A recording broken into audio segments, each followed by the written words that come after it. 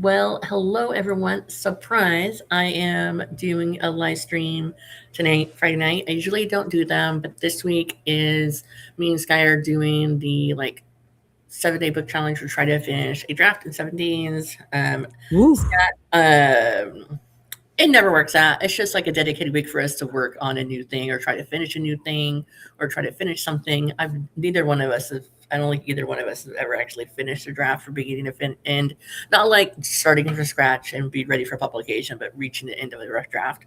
Mhm. And we usually will stream each of us will stream daily. But Sky's actually feeling a little under the weather, so Aw. she's not streaming today, and then we are neither one of us are doing the we're going to be doing our 12-hour live stream, which was going to be tomorrow.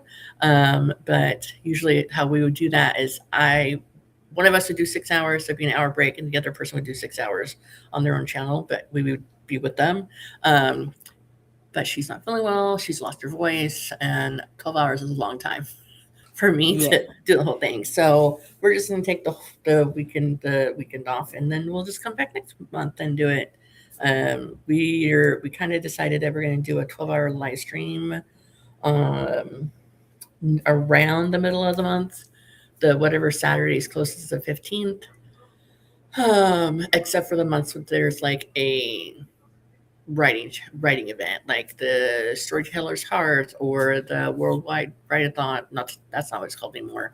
Or like the Under 1K Subscriber Marathon that Sam Wicker put together. Like when those things are happening, we're like, we got nothing else left. We're done. It's Yeah. a lot. Yeah, So yeah, yeah, yeah. yeah, yeah. Um, okay. So do you want to maybe talk about yourself a little bit for anyone that doesn't know who the heck you are? Oh, sure. Okay. Hi folks, I'm Sako Toomey. I write horror under the name Cass Voight. If you want to learn more about me, and because I do a lot of things, I wear a lot of hats. Uh, Pleased to be Googling me as Sako Toomey or Psycho Sako, and you will find all of my things, all my websites and my books and my things. So drop a line sometime. I would love to hear from you. So Sako and we streamed together a couple of times way back, Way back in the day, yeah. way back in the day. Like it's been years. 2020 But yeah, like 2020, maybe 2021 at the latest. at Like the at latest. the latest. And we just kept on missing each other, I think, because I was moving around a lot in the RV, time zones, life, whatever.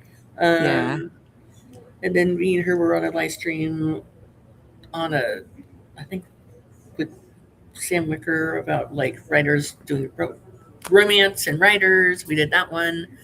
That was an interesting one. And then Yeah, I was like, why am I here? that was I'm I writing a paranormal romance, but like that yeah. I'm moving so far outside my normal purview that yeah. Yes. I had feelings about things that are said on the stream, but uh, not from you. Like we're good. Like don't worry about it. And then I don't know. We were like, hey, we should stream together, and then more stuff happened, and now we're finally here on screen together. Woohoo! I'm getting Woohoo. better. I'm getting better about sharing in Discord groups. Guest invite link. Uh, getting better. Not the best. I do have a Discord. There's nothing on it. Like I'm more active in other people's because I feel like there's Yeah. enough Discord channels out there. But everyone was making Mhm. Discord, so I went ahead and did it, and I figured out all on my own how to do that. The Discord bot that will announce in the channel when I have a YouTube video going live or a YouTube video that I posted. I felt pretty proud of myself that I figured it out all on my own. That is how technology savvy I am, or am not. Uh, I am envious of those that have like multi-channel and multi-topic like discords. Everything is organized and like I have a very curated, yeah. I have a very curated Discord server. I call it the flip side, and because that was my sign off for everything was Oh, I'll catch you on the flip side. um, And so the flip side became my Discord server, and all the people that you watched me on YouTube now hang out with me on Discord. So I kind of moved away from from YouTube for a while, but I'm slowly coming back. and I used to do 2 videos, like vlog videos a week, without fail. 2? I used to do a weekend writing vlog that was from like late Thursday night till Sunday night, and I would like edit it and then post it Sunday night, and it would like upload. I used to use my phone. I would upload, and then I would immediately start one late Sunday night, and it'd go to Thursday, and I did it with them 2 week for like years, a couple of years, 3 years, I want to Mhm. say, and then I would do daily. Okay, I would try to do daily videos in November for NaNoWriMo. Then I tried to do daily videos in December for Vlogmas, and then I would like do like, hey, these are my goals for the year, in January, and then I would do nothing for 2 weeks, and then I'd come back and do 2 videos a week. Well, um, that hasn't been the case in like a year and a half. Now, most of my Mm. videos that you see online from me are all live streams, or they're like because they're like reading challenges. They're like, hey, this is a reading challenge I'm participating in, and this is my TBR for it. And that's and then I'm also doing with her channel used to be called Reading with Neva, but now it's Cozy with Neva, I believe. Because Mhm. she was doing reading and now she's doing like diamond painting and stuff and other things involved instead of just reading. But the last, So cozy things, yes, yeah. so the last Friday, is it Friday to Saturday? Yeah, Friday night through Saturday of the month, the last Friday and Saturday of the month, she does like a 24-hour reading marathon. Like, Mhm.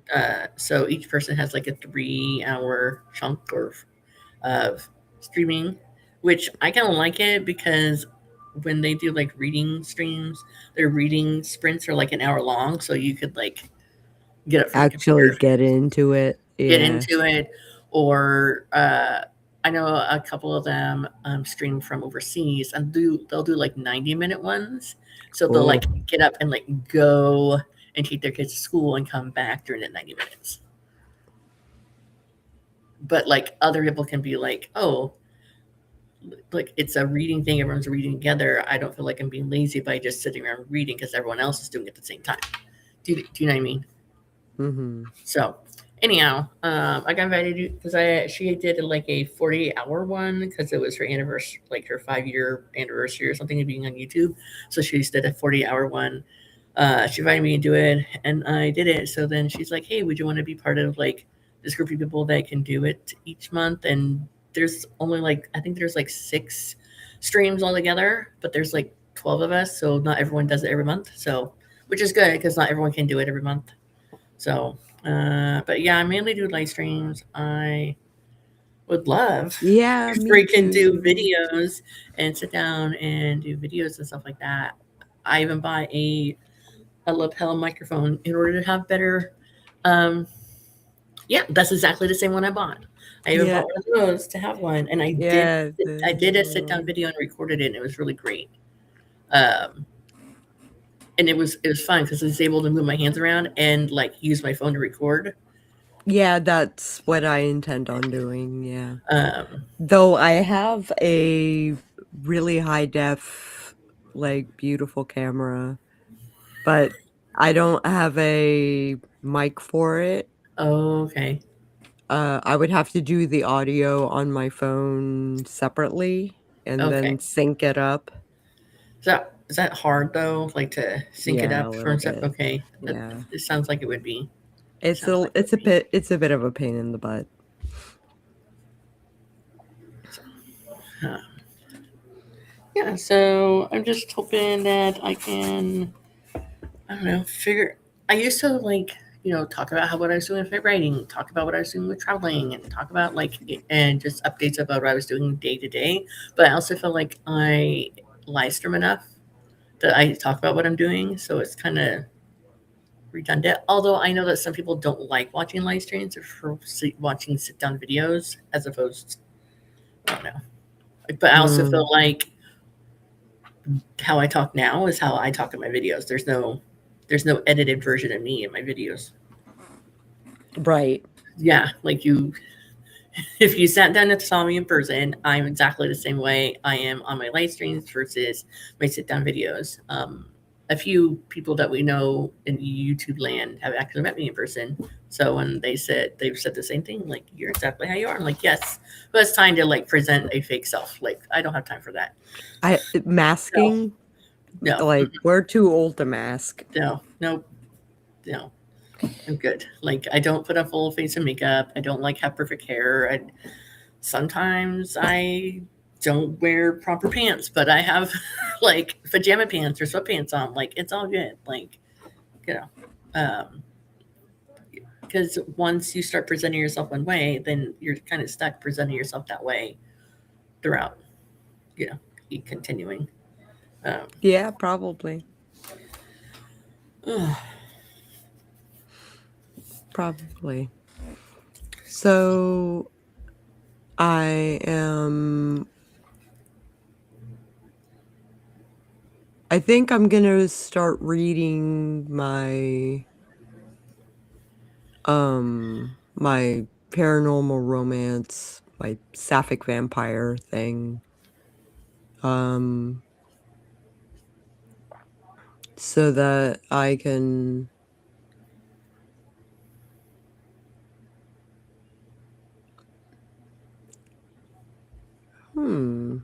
intro? Yeah.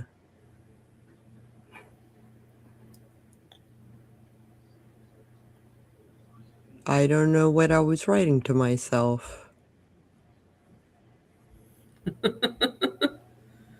I was gonna write a intro to the book.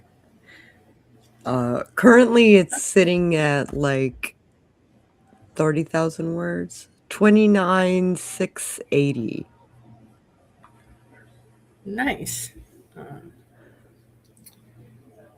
I'm on chapter 6 of a brand new series where I'm writing the prose into my detailed summaries of my chapters. Um, and right now it is, where is it? So you do the what's the word I'm looking for? The nervous system uh system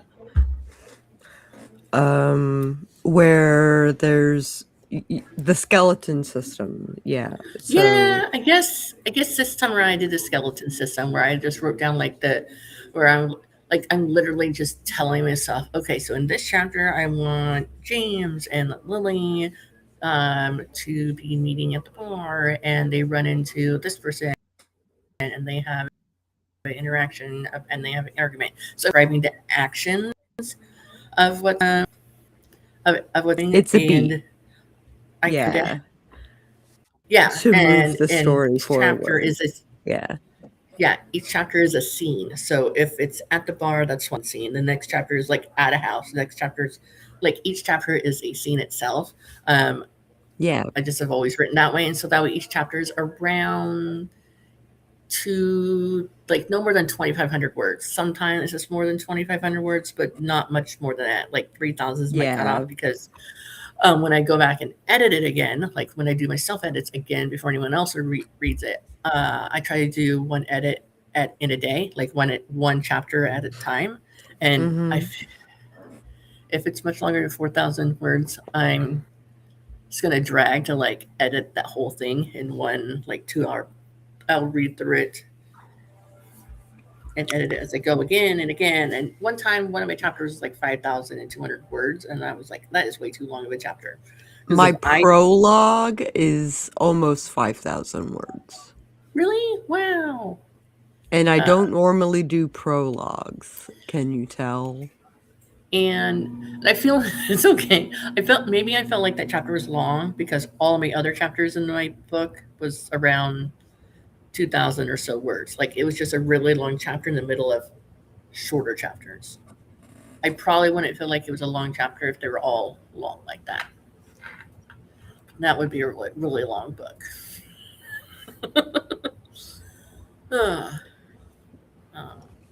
Uh, so I'm in the revision stage. I'm an underwriter, right? so, just so you know, I usually don't draft my books like this. Usually, I'm drafting and I'm putting in the dialogue as I go, like with like actual dialogue tags and punctuation and all that. Mm-hmm. Uh, but it does take me longer to get to the end of a book or a series that way. Mm-hmm. And then when I go back, I add in more description, more internal dialogue, and more like description of where they're at. So it's not all white rooms all the time. So this one a little different. I have people all the time asking me like, what's your process to draft a book?" I'm like, "I don't have a process. Like, I feel like each time I sit down to write, it's different. Sometimes I know exactly what it's going to be. Sometimes I need note cards. Sometimes I have I to, have a I have a beat sheet. yeah, Yeah, I have a 30-day beat sheet that I've put together that is an amalgamation of like a whole bunch of different formulas for writing novels, which I saw the similarities, so I just kind of spliced them all together. yeah, they're all pretty similar in one way or the other. Um, I've like read and like kind of follow Save the Cat. Um, like I think I felt like I followed the Save the Cat thing more so when I was trying to make the douchebag of my little town be a better person by the end. So I needed to have him do something that was like saving the day type thing to make himself more likable. Um, Mhm. and then like, but I'll do a little bit of Save the Cat, some romance maybe, and some other versions. Um, just, and I feel like each story, even if it's in the same series, I pull more from one than the other.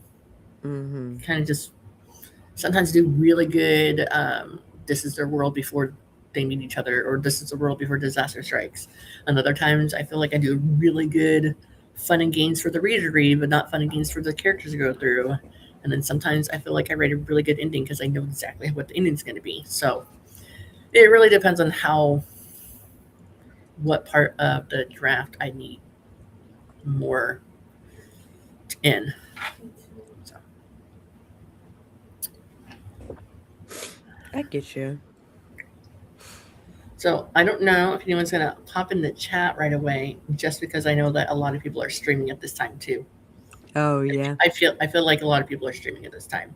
But also, I don't know because I know I Morgan Hazelwood is streaming right now, and she didn't okay say anything. She's just like, I saw the notification that she was gonna do a pop-up, and I was like, okay. hmm. Normally I co-host with her. Yeah. Okay, gotcha. Yeah. Yeah, I've never done screen with her. Is she easy to get along with? Yeah. Yeah, Yeah, she's one of my IRL friends. So, cool. See, we grew up in the '90s because I know what that means. mhm.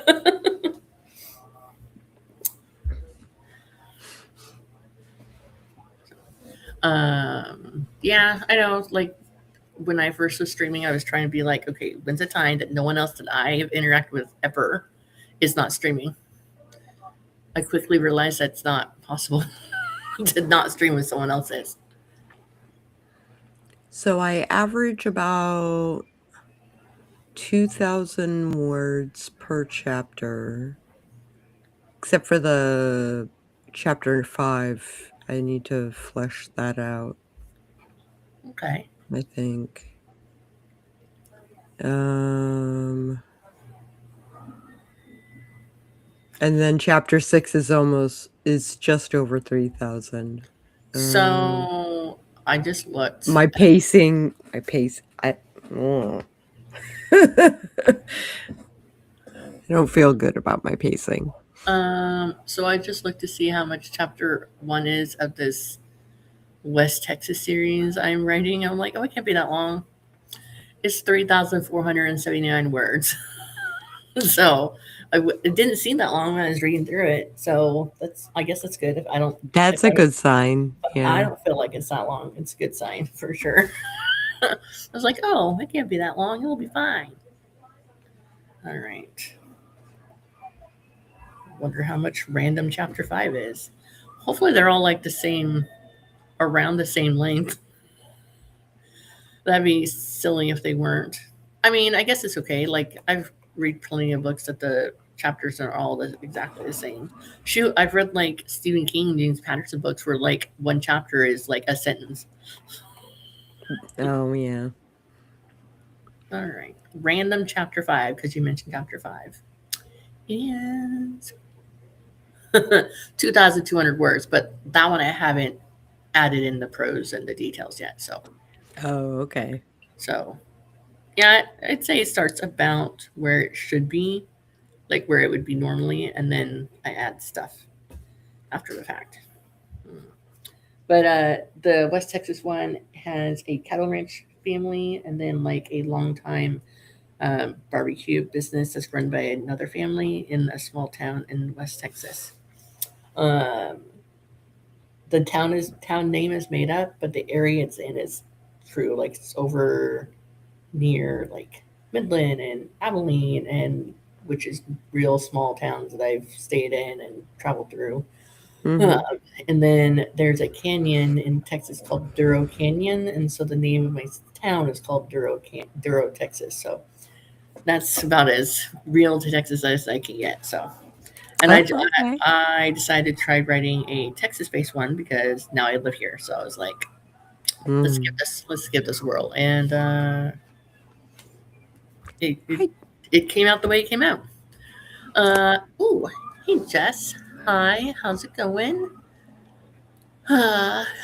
Surprise, I'm sprinting, kind of. We're chatting mainly, catching up. It's been a long Yeah, day. It's been a long day. it's It's been a okay. long day. It's, Yeah.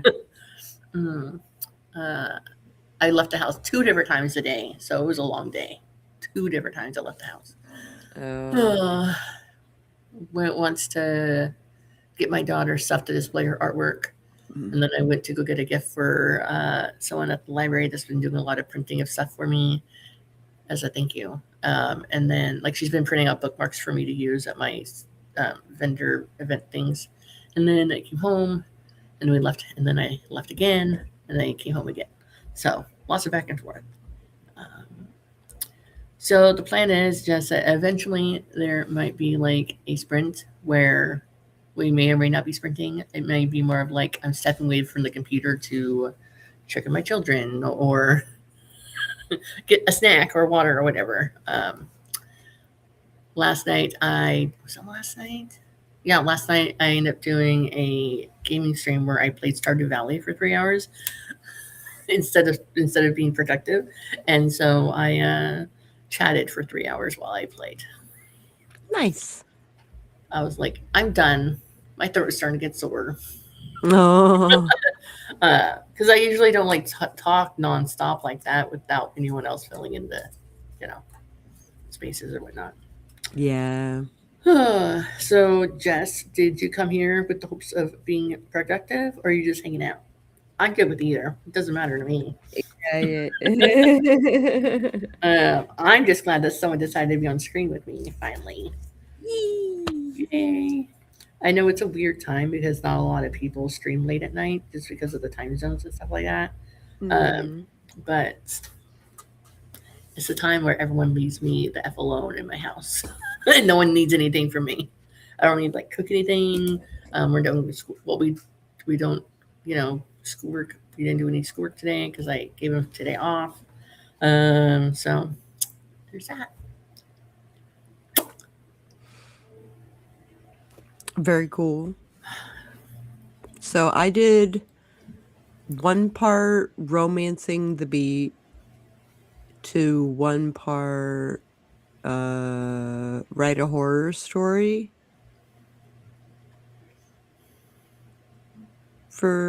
for my paranormal romance Okay. because I don't know. I was like, I never wrote a romance before, Oh, but it's me, right? So there has to be an actual plot, yes. and the plot needs to be horrific, right? So it is it is one part romance to one part horror. Yes. I'm looking forward to I've got a couple of alpha readers that are going through it. And currently my romance experts really like it. Oh, good. So um there were a couple of uh like my third plot point always suffers somehow. You know, like um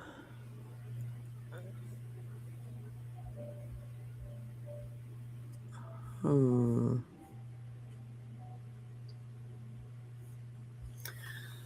I feel like so most of my romances, I don't think, well, my first one is about 60,000 words, but most of them are around 40 to 50,000 words. So I'd say they're more novellas than novels. Um, this might turn into a novella. I'm fleshing it out, but I don't know if I'm gonna make it to 75 like I normally do. like, I would like to write a longer romance, a longer small town romance. But I also feel like if I flesh it out, I feel like I'm just adding stuff to add stuff. There's not the point. You know what I Oh, mean? So I yeah. don't know. I mean, at one time I was like, oh, I'll make this one. I'll put a wedding in this one. It'll be longer. Guess what? Planning a wedding is a lot of details, and that was annoying. So uh, just says all good.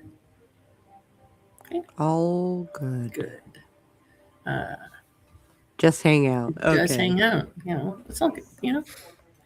Um, so you Uh, don't normally write romance, I don't Sako? normally write romance. So you're No, more I horror. write. Uh-huh. Okay. Yep.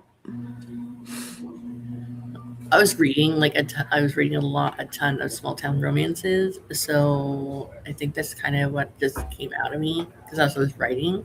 But then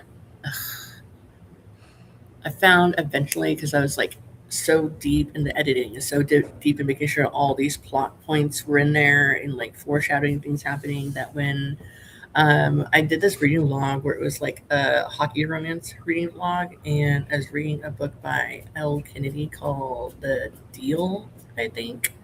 Um, it's a college hockey romance written like they're in high school. That's not the point. The point was at one point I was like, she's working at the radio station. They break up and they get into a fight, and then he calls the radio station to talk to her. I'm throwing this book out the window. He didn't call. He just showed up at the radio station when she was working. So I felt like I could like see, like I'm not as surprised reading some of the small town cozy romances because I can see where the author is leading. Yeah, yeah, yeah, So yeah. There are tropes yeah, and I like mean, there are expectations. yes. So, um, but if I'm reading stuff other than like small town cozy romances, with more if I'm reading other types of romances or other types of genres altogether, I'm not as like not surprised. I'm more surprised. I don't see where the trope is leading as well. If that makes sense. Sort So of. at so like if I'm reading like a thriller suspense novel, like Uh-huh. I might be more surprised about finding out who the killer is or who the bad guy is. but not James Patterson. I always see what's coming in the James Patterson books. Like like there's no surprise there. Yeah. He's definitely He's is very predictable. predictable, very formula with his writing. Doesn't matter Mhm. who his writing partner is on the from the books. It's all the same. I feel like after a bit, but like I don't know. I was probably just like really deep. I think it was really deep in like writing my series and making sure all the plot points hit that I kind of could see it. But also, this was like a book that it was supposed to be like small town. It was supposed to be a college hockey team, but they like swore like we're talking every other page for like the first three chapters, and I felt like it Mm. wasn't even needed. And other than them using that swear word, you wouldn't have known. And then saying college hockey team, it was definitely written like they were in high school and not college. Just the way they were Yeah. like talking to each other and stuff like that. So, but both me and Neva, when we read it, were like, if we had read it when we were like in our 20s, we probably would have liked it more than right now in our 30s and 40s. So, Right. just different times, different things. It's fine. I have a podcast, right? And on this podcast, we discuss hoarder craft. And this morning, we interviewed a lady who writes Southern Gothic horror. Okay. And it kind of inspired me to possibly convert this flopped book that I tried to write. I hated my main character. And so I gotta make a new main character. But the plot of the book could go Southern horror very easily. Hmm. So yeah, I might look into that. Cool. Yeah, I mean, if anyone has paid attention to my videos ever or my live streams, I've always said that I wouldn't write anything other than clean, closed door romances because it's not my thing. Um, but some of my chapters are not so safe for all ages, so Mhm. I'm just gonna lean into it and see where it goes. Um, I think it'll be fun. I mean, I think that if someone writes the same genre nonstop, I mean, after a while, you might come to like a burnout period and feel like you might need to do something a little bit different, and that's okay. Either that or stop writing altogether, whichever. Oh Let's my see here. gosh. Laura's here, and she just finished listening to "Go Luck Yourself." I love it so much. It was a reread. Have not read that one. I have not either. Um, I'm reading out loud to the kids book one of Dungeon Crawler Carl. It does have some potty language in there, but it's all good. It's funny. The Mhm. kids are laughing. I laugh, and I just keep on saying out loud, like, he must have had so much fun writing this book. Mhm. Uh, it's a lit RPG, and he did an interview saying that he didn't outline. He just made it up as he went along. If he got stuck, he just rolled the dice and like went whichever way that the dice rolled, basically. Which I mean, it's kind of how you play RPGs anyway. Laura says she wrote lots of genres, including sci-fi. Right? You write lots of genres. I'm actually reading a little bit of her writing. It's a romantic suspense with some dark romance plots, beats. How would you call it? Romantic. It could be romantic suspense or it could be dark romance, but a little bit of both. It's a blending of the two genres. And there is some quite spacey scenes that she's writing, and she did them really well in her very descriptive, poetic way that she writes for some of her horror flash. So She's really good. Unfortunately, the piece that she gave to me isn't finished. She left it off a cliffhanger. I was like, I need to know what happens more. So it's really good. It's, I mean, if you have that kind of rating, you should probably keep writing it. I had so it turned out that my godfather, who is a Geordie, an old boyfriend of my mother's, he read my second book, Flambeau, and he liked it so much that he demands a sequel. And that seems to be the general consensus on Goodreads is they want a sequel and maybe even a series. So we're working on it. It's always cool when people are like, I need to know what happens more. I need I more. I need more. I need more time. I need a little more time. I'm on chapter 9, but my transitions are just garbage for that project for some reason. Like, I don't know.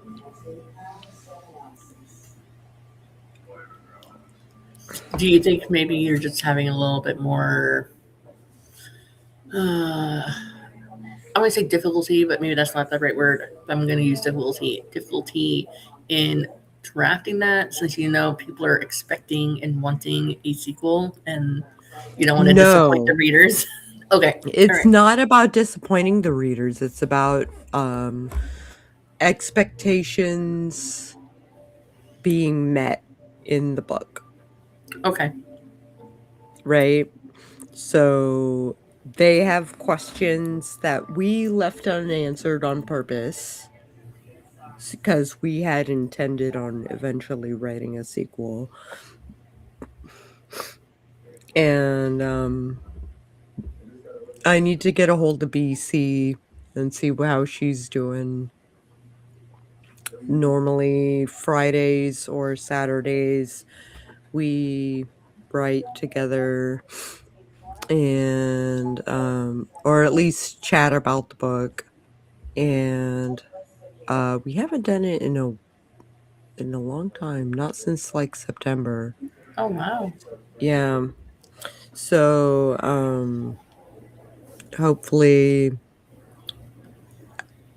hopefully we can get that rolling. okay. All right, so Laura says erotic romantic suspense. So that's a thing, that's a genre, right? Like erotic romantic suspense. Yeah. Okay, because the sex scenes are definitely more erotic, but there's like bad guys chasing them and they're trying to get away from them and stuff like that. So that's the suspense. Suspense Yeah, part. and there's like Yeah. blackmail in there and stuff like that. So I think, yeah, I think that sounds good. Erotic romantic suspense. Okay. Uh, Laura needs a lot more time.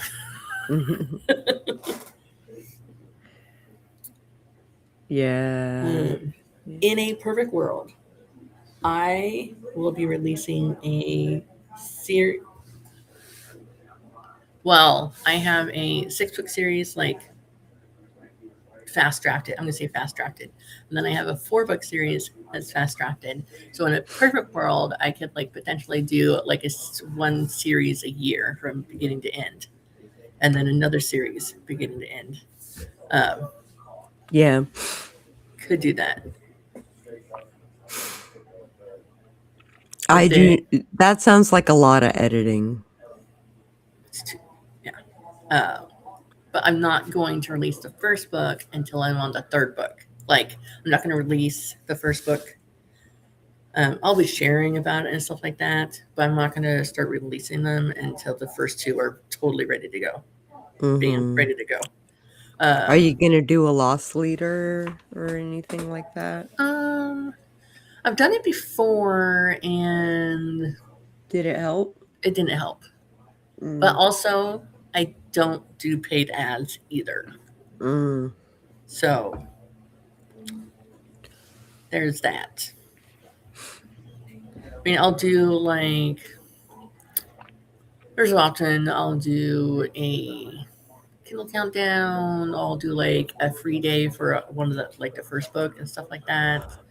For a while, I had the first book set to like 99 cents only, and all the rest were like normal price. I've tried different things.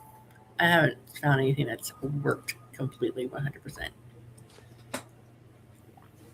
Okay, so Laura says that she celebrated St. Patrick's Day with the completion of reading the book, and in a perfect world, she would always be motivated to write every day, and would be able to stick with a project. I know that feeling oh so well. Not with writing, but more so with my illustration. Like, yeah. uh,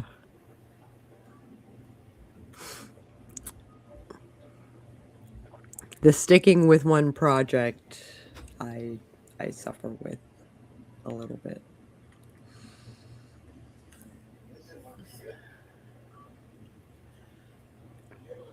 Um, all right, Laura is debating which pen name to publish the Heartbreak Scam Romance under. Go back to Samantha or launch the new one. So Laura told me this yesterday that Samantha is a romance genre name, author name, Mm. and it has like 27 or 29 reviews with an average of a 3 star, like 3 star, three 3 star rating on Mm. Goodreads or Amazon or whatever, which I don't think that's horrible. Um, so she was thinking of maybe starting a brand new one. Oh, not bad. But like also like what if you just added it to the Samantha and just started like promoting that name more often? Hey, maybe. Maybe. I mean, it's great that, we're all self published and we can decide what we want to do, but also we get to decide what we want to do. Mm-hmm.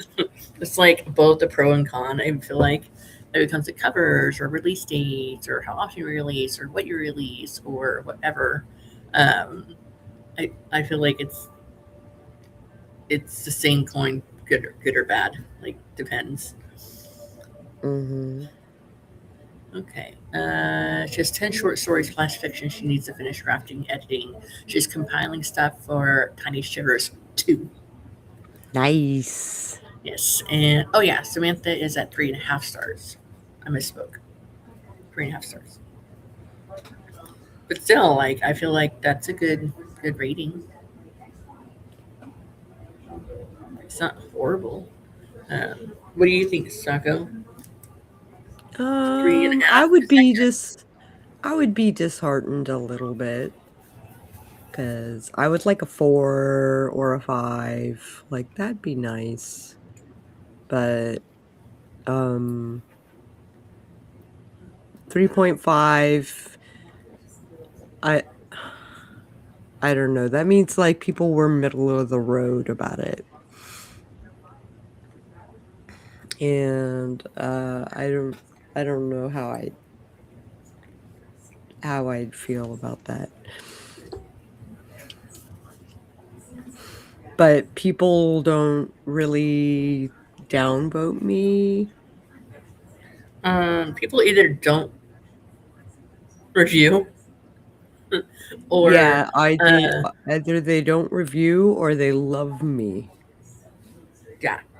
Um, so like I released a book in February. It was a one of my bowling alley theme. It's the starter of my bowling alley themed trilogy books, and someone left. It was a 3 star, but they left a review, and I think it says it was a fast and enjoyable read. It's completely written in Spanish, but so I went to the reviewer's profile because I was curious, and they leave both English and Spanish language reviews, but they also read both English and Spanish books. But for whatever reason, my book was in English. Like there's no translation of my book, but Mm-hmm. they left it in.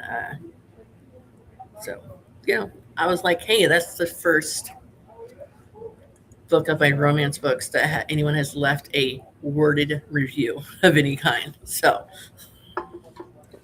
Oh, the Sapphic is under Samantha. Is at 4.1 that's good. for Laura. Okay.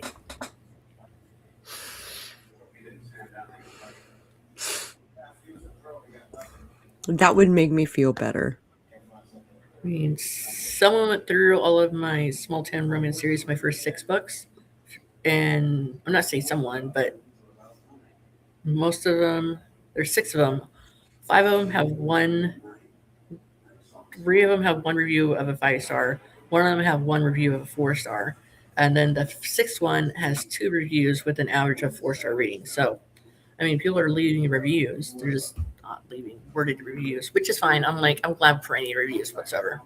Mm-hmm. Honestly, any review is better than no review, unless it's like a 1 star. Then you can leave it. And don't you can keep it to yourself. Her book 2 is at a 4.4, book 3.4.7, and book 4 is 5. But each have fewer reads/ratings. Okay.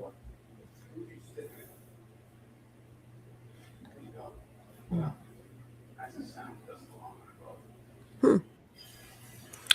Sorry. I am looking at Goodreads. Cass Voight. Fine, I'll continue with Amazon.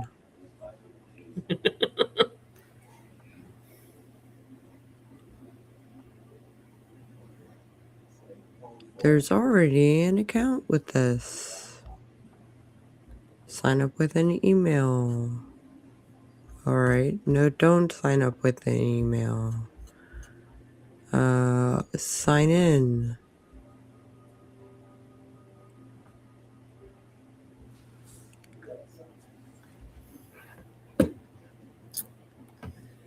There we go.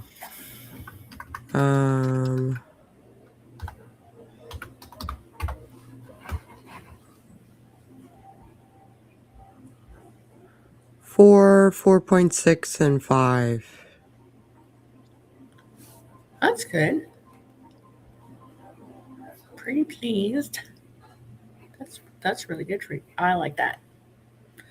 The stuff I was reading of mine were off of Amazon. I used to have like an author profile on like an author page profile on Goodreads, but then I had too many creepers like messaging me and wanting me to like talk to me on WhatsApp and like, hey, weird stuff. So I was like, I got tired of it. So like my books are still there. I just don't have a dedicated like author profile on Goodreads because Mm-hmm. I was like ugh, I was annoyed, very much annoyed. But what are you gonna do? Yeah.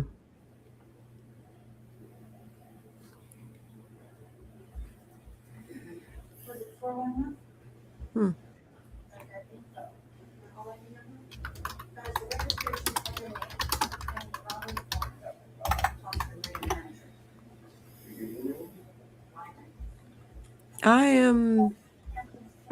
I don't know what I'm thinking about taking my books off of Amazon and going to Ingram Spark, which makes a Amazon listing in your stead,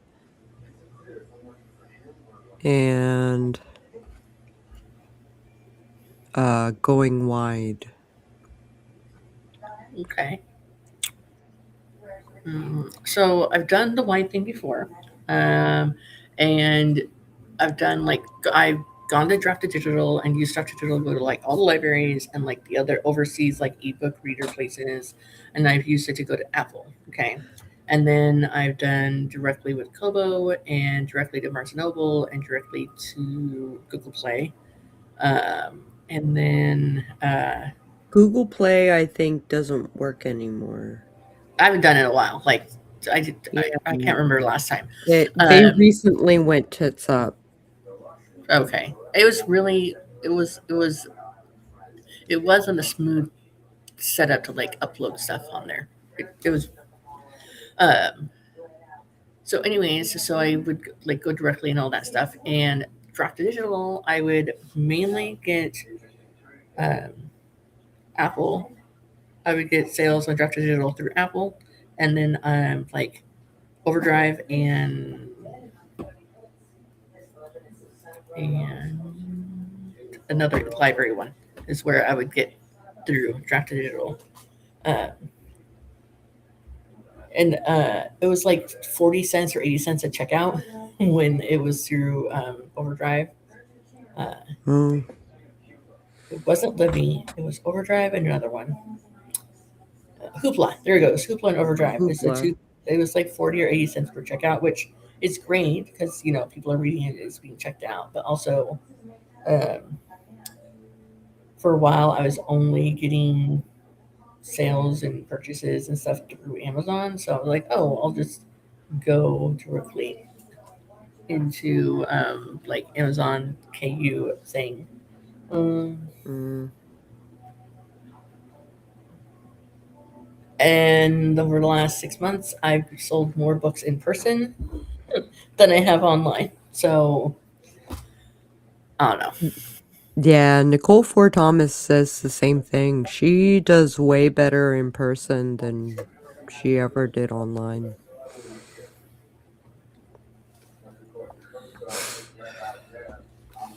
For Spellbound.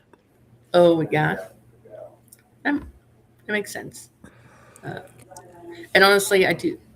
Uh, I released a young adult historical fantasy in January, and I've sold 8 copies in person since I released it on January 23rd. Um, and I've sold a combined total of like 4 romance novels in that same amount of time in person. So fantasy is a thing lately around here, which is fine. I don't mind. My books is still being read at some point, one way or the other. Mm. Laura says if she launches her room in Samantha, she could cross possibly publish my books already on Amazon as well. Cross publish my books already on Amazon as well. What do you mean? I could cross possibly. Oh, cross posts.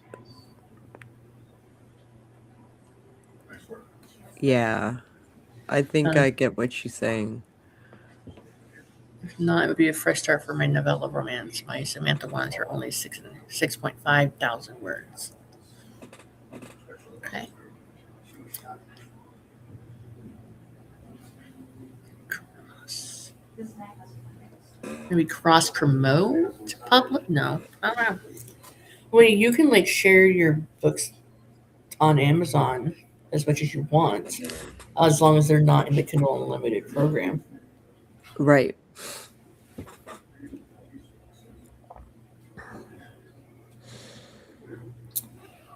So, so are you only on Amazon, Sako, or your books? Yeah, just I actually, my debut book is on Storyteller's Vault. And then my second and third books are on Amazon. okay. All right. Oh, she has Samantha books on Amazon already. I could publish them on Ream as well. I started this vampire sapphic thing um as a thing on Ream, but it got zero attention despite my ads and my promotion and stuff like that. So I was like, fine, fuck it. And I took it down and just worked on it in Scrivener.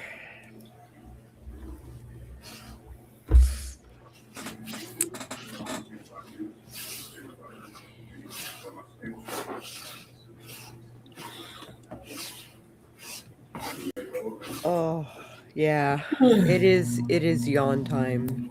It is. It's 11:15 for you, right? Yep. Yeah. Um, I know you say you don't do well with sprints. But you thinking about one? Maybe just to maybe get you to like have some time where you could read what you wrote without having to like entertain people staring at you.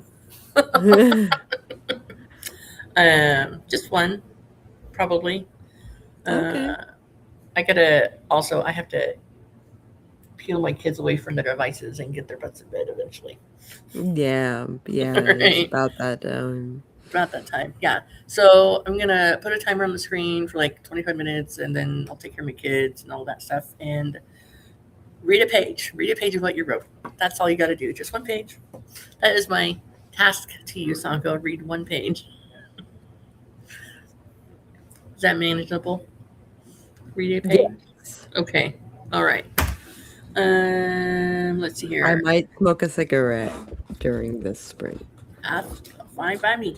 Laura says her scammer romance has to go on Dream or Kickstarter as is against Amazon's term of service since there is knife play. Yes, that is true. Yeah, I have blood play in mind, so I don't know if it'll go on Amazon. Is there like a list somewhere of things that Amazon does not like for their books? I don't know. Laura, is there like a list somewhere the things that not okay for to be in Amazon books? Because that would be helpful to know. Yeah. I mean, because I've read some pretty dark stuff on Amazon. Like, how do they get away with putting this on there? So, okay, let's see. Oh,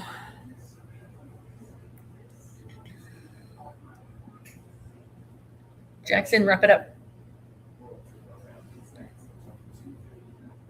Okay, share screen.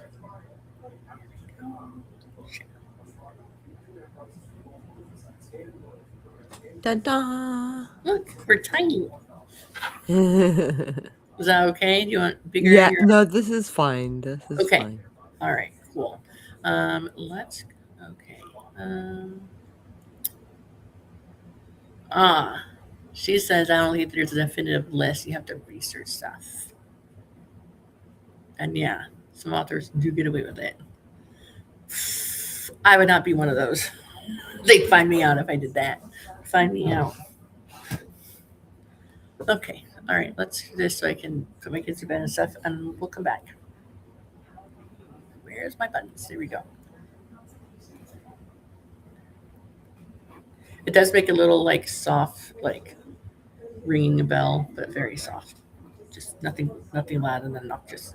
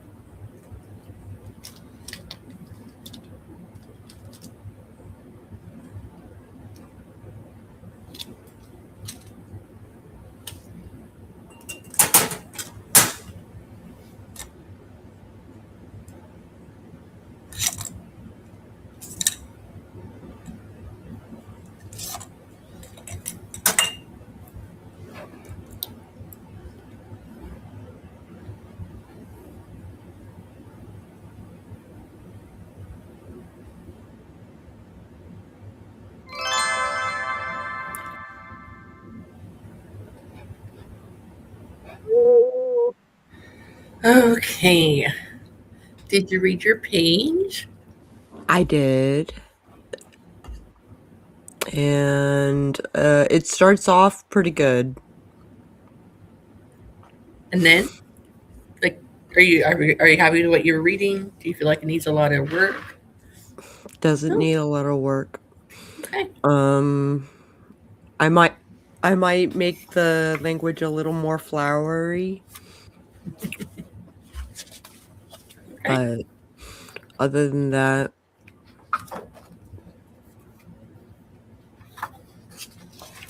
it should be fine.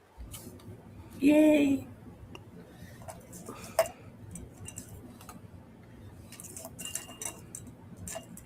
So, I put my kids to bed. Um, and I was going to do the MS walk tomorrow, but my ride to the MS walk is not doing it because something came up. So I'm not going to it, and it's 45 minutes away from where I live. So I'm not walking to the MS walk, so I'm not doing that. We're not doing a 12-hour live stream tomorrow. So that means that me and Jackson could go see the movie he wanted to see tomorrow instead of Sunday. He wants to go see that movie, the Hail Mary Project. Yeah, yeah. Yeah, that looks really good. We've watched The Martian a lot, uh, so we kind of want to see what this other one by the same author was doing. Did Ileana really wanted to go see Scream 7, but when it came out, she got sick, and then she got better.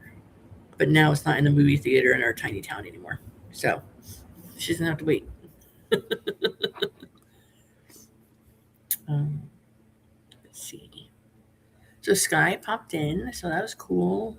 She's doing much better, getting lots of meds and all that. And Laura's here. She's working another audiobook, The Entanglement of Rival Wizards. That sounds fun. Sky ate a lava cake. I have half a second. I have half a second one left because Justin stole it and took a huge bite. Ooh. What video were you tagged in, Sky? Just curious. I don't get tagged in much video, so I'm just curious to see what other people tag you in.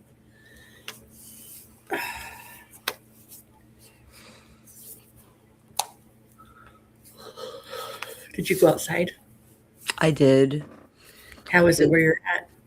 it's like 60 degrees and raining. Oh,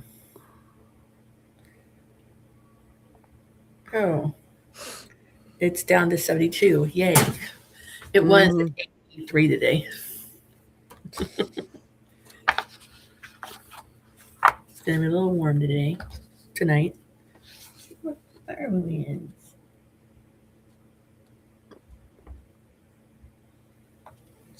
85, 84, 82, 83, 82, and it's mid 60s at night. I'll take the mid 60s because eventually it won't be like that. Yeah.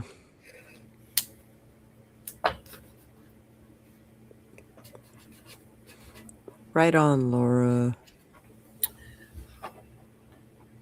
Okay. Oh, jeez. All right. Yes, Laura, I didn't put you to bed. That's true. I didn't tuck you in and kiss you all over your cheek and say I love you and good night. Did not put you to bed. Yeah. Laura had leftover corned beef and cabbage for dinner. That sounds good. I got tagged in the bookshop video. The bookshop video. What is the bookshop video? Huh. I don't know. I was in the middle of starting a script and trying to see who I was going to tag. Naturally came to mind, Steph. Sure, tag me, please. I don't mind. High of 90 today. It dropped down to 69. Laura's in California. Sky says it's hurricane level winds that are rocking the parked truck. Wow, that's pretty windy. Pretty darn windy.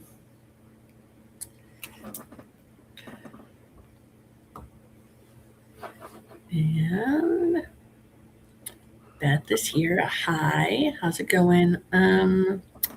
Listen, people, if you come here for lots of productivity sprints, That's not what. That's not happening. We both had long days, so we are here because I really wanted to see Sako in person, and so we're here. We did one little sprint, so I could put my kids to bed, and Sako read a page of her writing, and she was Mhm. not disappointed. So that's good that you were not disappointed. And that's about it. That's all anyone missed, really. Let's see here. Laura says, "Dang, maybe I should tuck my mom into bed. She's sick. I already got her water and meds." Oh, it's if I owned a bookshop tag. Okay. Yes. Aren't you supposed to be resting, Sky? Aren't you sick? Shouldn't be sleeping. I mean, you're not on camera, so that's pretty restful as it is. I feel like. Yeah. You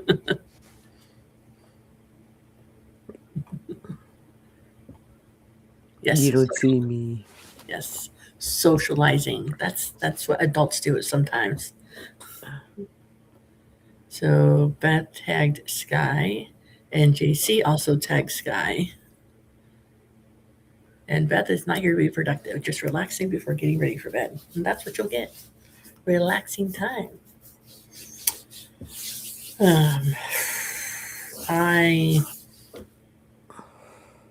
feel like I got a lot done this week, but nothing that's ready to be seen by anyone. But I still got a lot done. I finished writing now I know what it's called, my skeleton story, my skeleton drafted story. Um, and I figured out what that is and what who the characters are and all that stuff. Now I just need to decide what I'm going to do with the stories when they're done. So that's it. I made progress. That's some progress is better than no progress, right? Yeah, right. Right. I like your short hair. Why, thank you. This It's is the cute. kitchen cut. Oh, Um, yeah. and then we're gonna shave my sides here probably tomorrow. Excuse my hiccups. Okay. I think that'll look cute. Oh, Sky says she just discovered a mentions tab under the community tab in the studio. It's so cool to be able to figure out who's tagged me in what without scrolling through hundreds of notifications. There's a mentions tab. All right. Well, I'm gonna go look right now. Obviously, that's in the studio. Okay. Cool. Let's see here.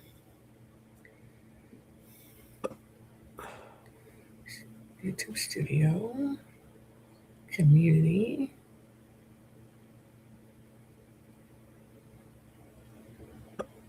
Uh,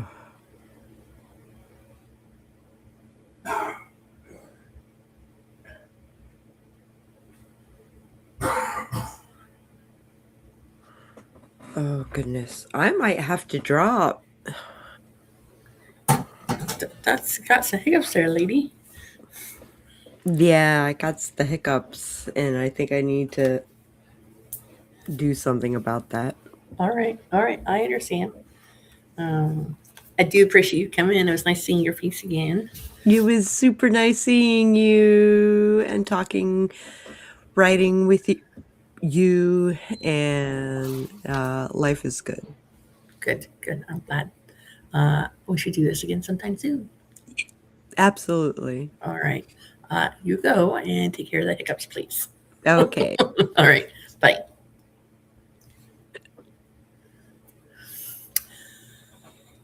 Let's see here. All right. Yeah, I was just looking on the mobile and didn't show it, so I'm going to look real quick over on the desktop and see.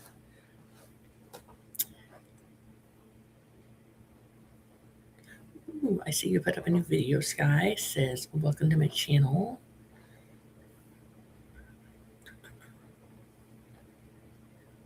Mm,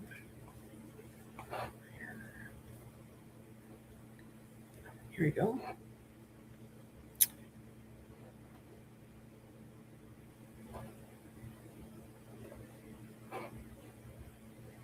Mm.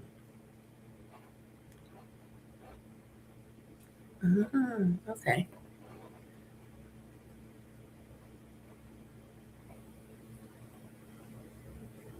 Yeah. Just send me a message. Make a comment and I'll send you a link. I'm sure it's somewhere. I'll send it again. Not a problem. It's gearing up to be that type of time of weather for it to do so. Okay, Laura has a question. Anyone done or considered doing a Kickstarter for book publishing?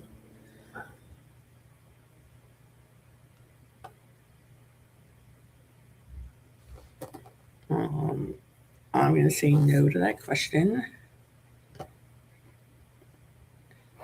Yes, I did find it. Here, let me show you guys what it looks like.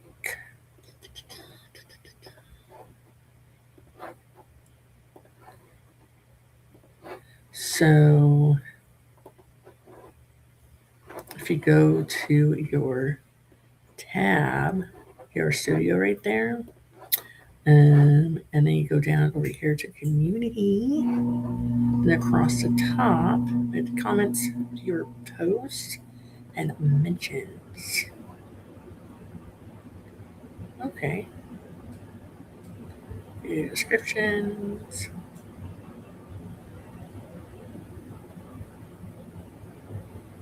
And oh, Sky, you tagged me a month ago. Oh, Margaret tagged me in a persisting tag video. Should probably do that one.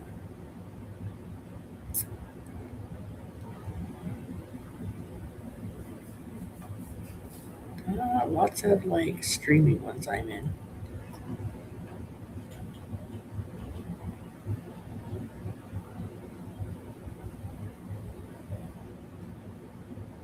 So the Dark Project was doing 185 Insane Challenge. Huh, lots of cool. That's good.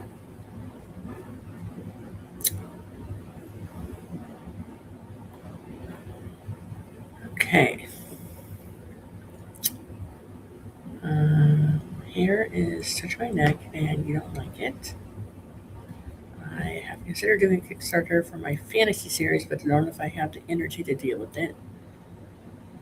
This guy says I have no desire to do a Kickstarter. Every time someone talks about it, they make it sound like more of a hassle than it's worth, and I don't have the slots for that. Valid.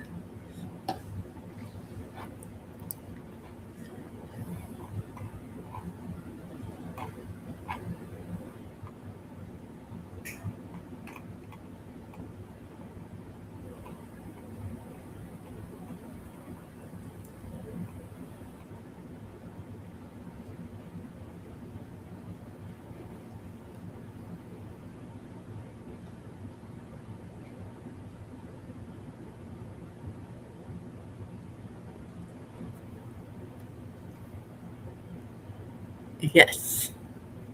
And I'm horrible at doing the same. Horrible. I need to start doing that again.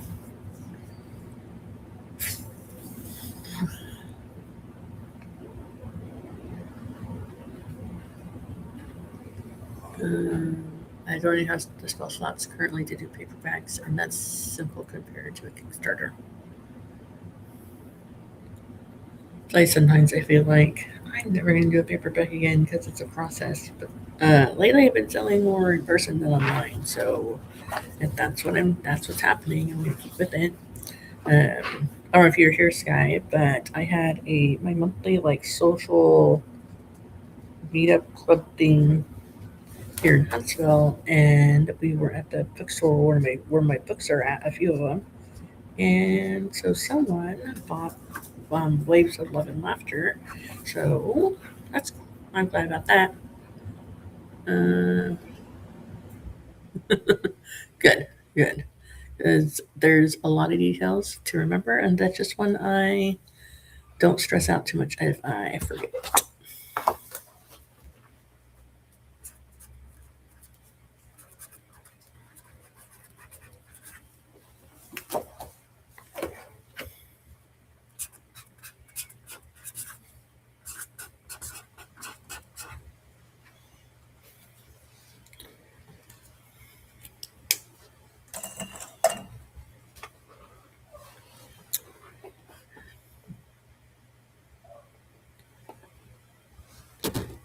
Yeah, honestly, if it wasn't for the events, I probably wouldn't even bother.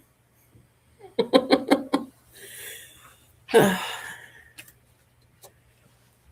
I saw quite a few, like the first year that we were traveling, that we came to Texas and stuff like that. Because before we left, I ordered like a total of like 100 books total between the titles I had at the time, and in under a year they were all gone. So it worked out eventually.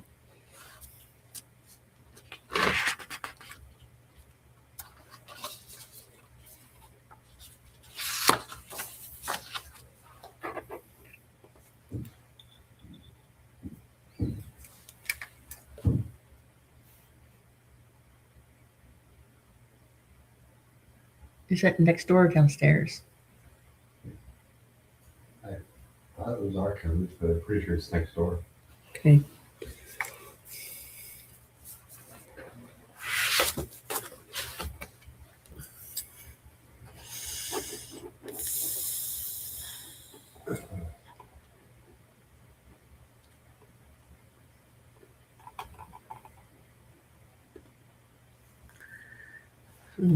So Sky says if you don't move this year, you'll look into the local farmers market, see if you can sell books there. That'd be cool if you're able to do that. Do you think there's a possibility that you won't move this year, like you were planning on?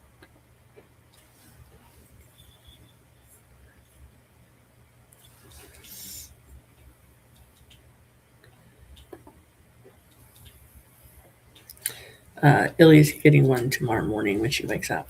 A bath.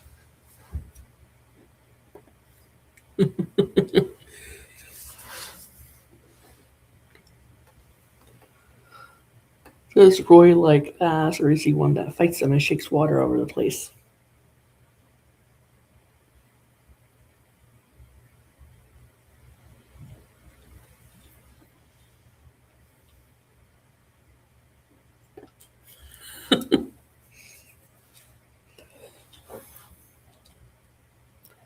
Remember one time we had some Shar-Pei. We had a well, my stepsister had a Shar-Pei puppy, and she would get that thing a bath once a week because they have like those rolls and stuff that are really tight, like chubby rolls, but not really chubby rolls, and they would get like bacteria and stuff in between. So definitely was needed.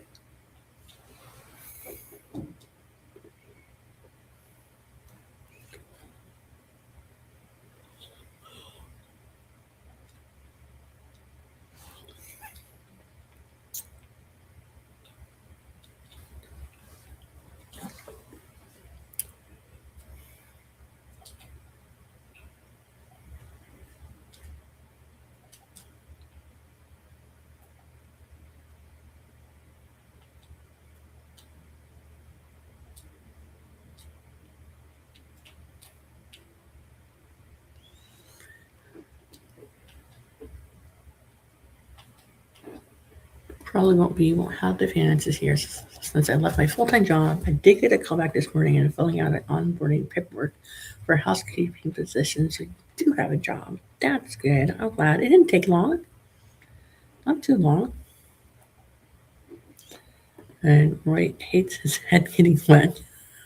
Well, what about if he's out in the rain? Does he like his head getting wet then? Or is it just at the bath?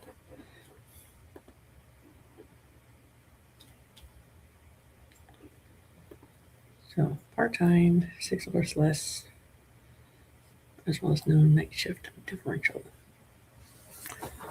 Well, I mean, it's at least you have one now. until something different comes along, if you can. But yeah, I agree. That was getting it. That was quite fast. You got the job.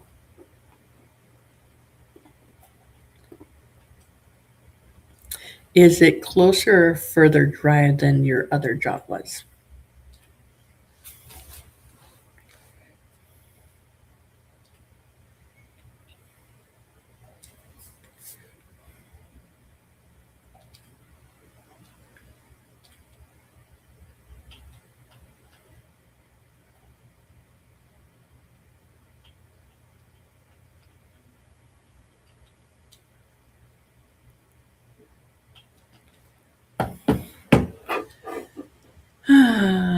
And Laura says she makes a third of what you used to make. Like, are you like when you're doing graphic design? Is that what you mean?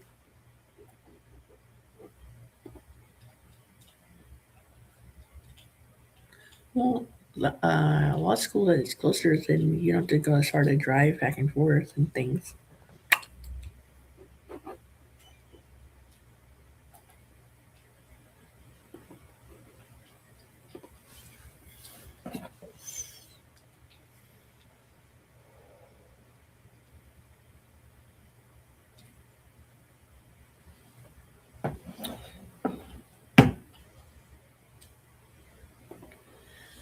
I think that's the only nice thing about small towns. Everyone's always hiring because turnaround is quick.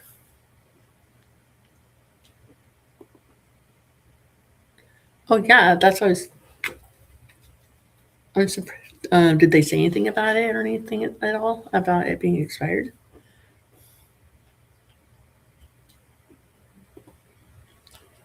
This is true. Very true.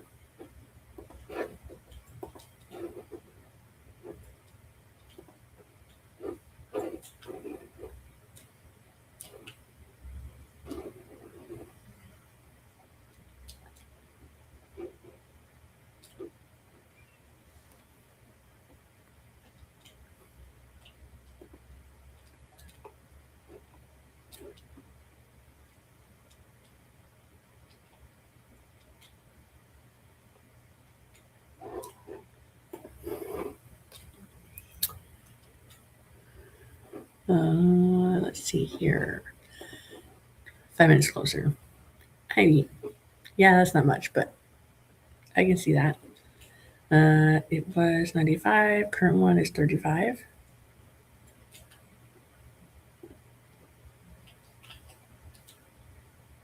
I mean, mine, expired at the beginning of the year, and I've had to like show it for like proof of it. Had to show it for something recently, and they didn't even blink an eye at it being expired. But also, the DMV here said that they would take it for up to 2 years. So, just gotta find a good time to order what I need to order, and then make another appointment to do that.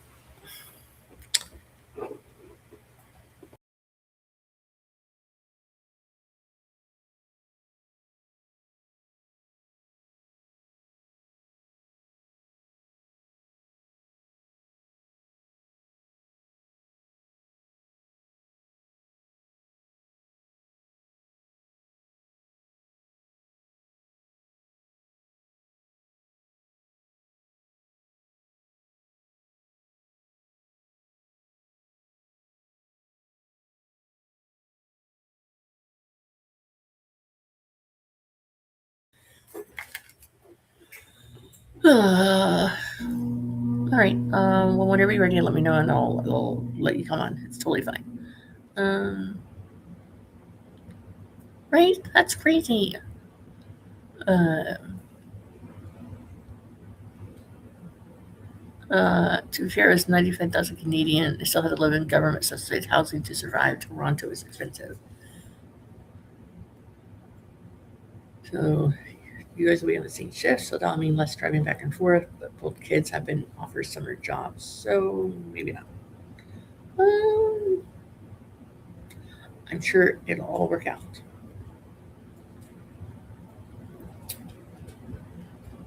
Also, since you all on screen have been well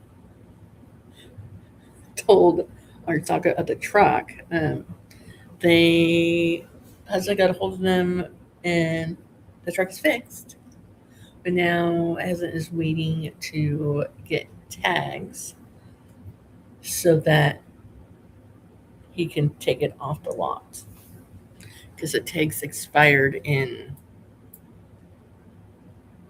December, I believe.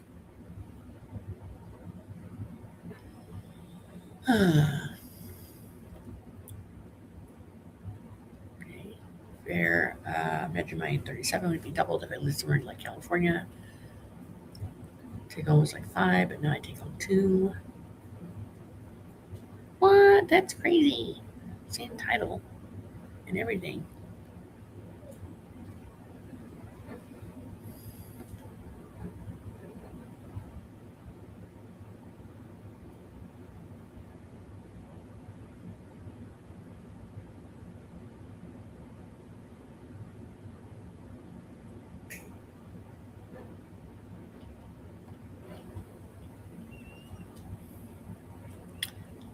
Yes, he was informed it is fixed.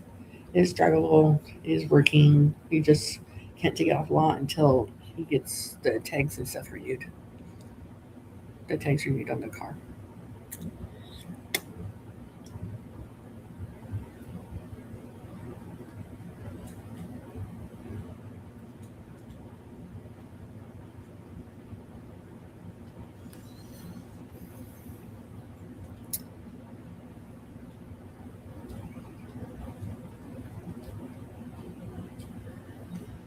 So it is possible that Jesse might have a truck that is runnable parked on the property by Christmas. It is March, so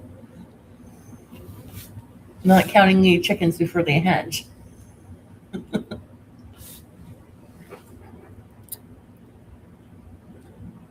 Yeah, I agree. That is insane. Thank you. Appreciate it.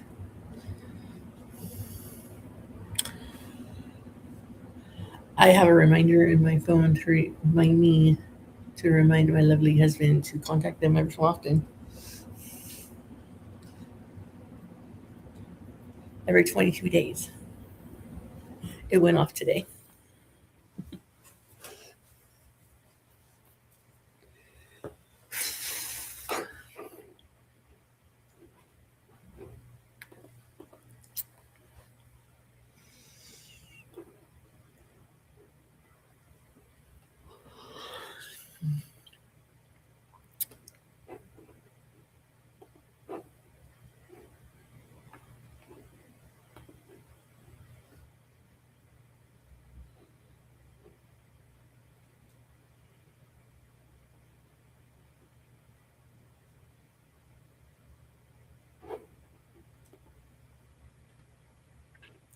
Okay, so I'll be posting a tag video in April. It's settled.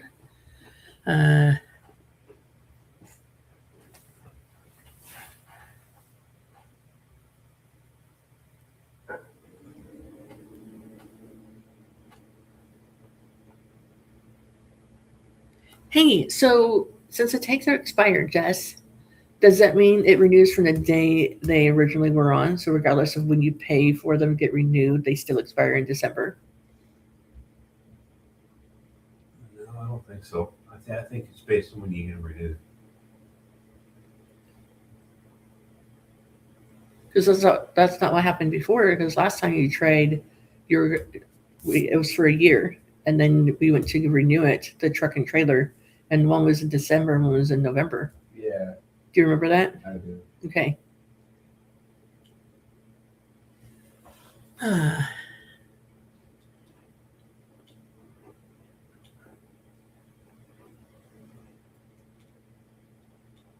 Yeah. So yeah, it's because I remember we went not in December, like I went in November because I thought we could renew both the truck and trailer at the same time, and so that they could both be on the same month and date expiration day, but that wasn't the case.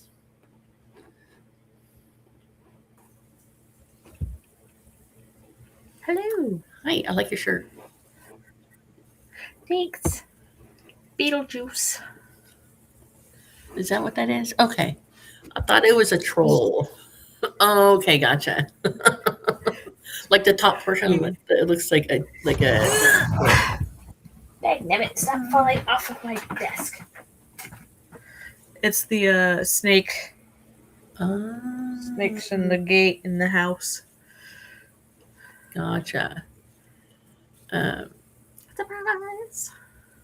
Yeah. So, yeah, we here it's a year. We pay once, and then the tags are good for a whole year. So, and it was funny because when we like register stuff over here to get tags in Texas, we did one at the very end of like November, and then we did the truck like right at the beginning of December because there's like 4 different places you to run to, like the courthouse and this place and that place and DMV. It's not all in one place, so Smog check. yeah. Are you ready to be on the bed now, sir? Did you know he is stupid adorable? Yeah,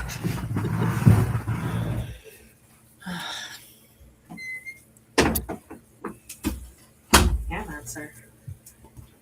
All right. So if you decided to yours, does that mean yours expired in March, or when did yours expire, Jess?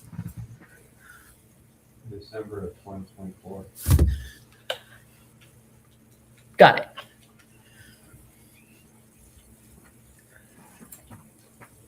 Roy, that is not yours. That is my ginger ale. I know.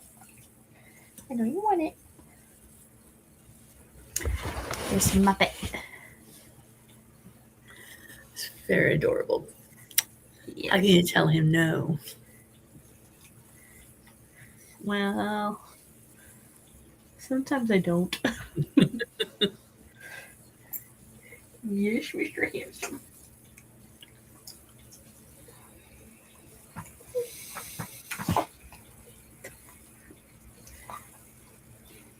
He has to lick me. You might, yeah, because you just took a bath, so now you smell different. It doesn't matter what I've done, he always has to lick me. Yes, I'm talking about you. You silly little tongue. So cute. Although sometimes I do say it without the E on the end, so that's valid. Yes, I agree. Very adorable.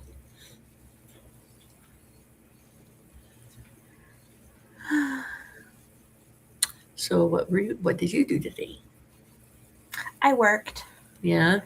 and finished Go Luck Yourself again. And I'm almost done with the Entanglement of Rebel Wizards by the same author. Do you always read that around not Valentine's, St. Patrick's Day? Well, it came out last year, so yes, 2 for 2 now.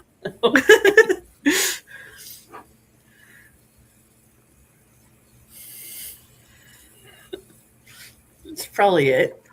Was it scent or just spit?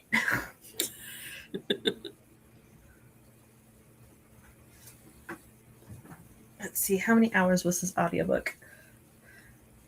Because I listened to it in like 3 days. I stayed up till 5:15 this morning listening to it. Wow. I got 2 hours of sleep, and then I went to work. So, responding to this comment on the screen, what happens if you renew them after the 30 days?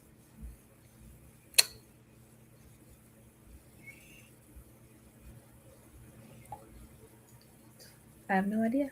Me neither. But she lives in the same state I do.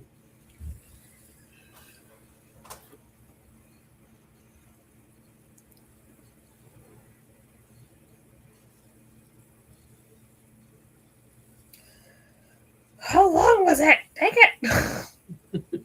There it is. 10 and a half hours. 10 hours and 32 minutes. And the narrator is Irish. Because, like, I have the paperback, and I love the paperback. But when you can hear the accent... That's true.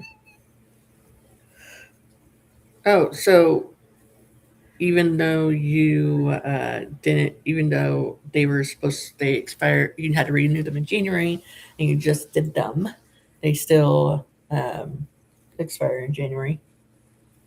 So you don't get a full year. Got it. Do you have to pay a fee because you were late? Again, talking to a person that the comment is on the screen.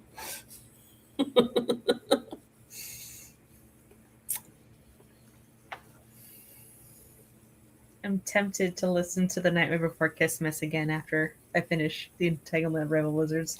That is the wrong season. Wrong season, ma'am. I know, but they're so good! Or I could go back to Savage Blooms. I could start Love Immortal. Re-listen to A Dowry of Blood. Start the Poppy War trilogy. Dang. Yeah, so the Trex takes expired in December of 2024 because we moved here in October, and then they immediately went into the truck died on us, and it's been in the dealership since, or in the service department since. We haven't had it since then. So hopefully it's not like this much fee times a bunch more because they've been expired for over a year. Okay, to talk about Don't Look the Forest In, Hazel Thorn, you did nothing wrong. I have Don't Look the Forest In. Oh, I haven't read it yet.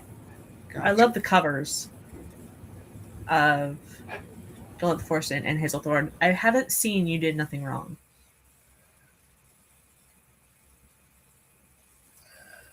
I have so many audiobooks now. I spent so much money.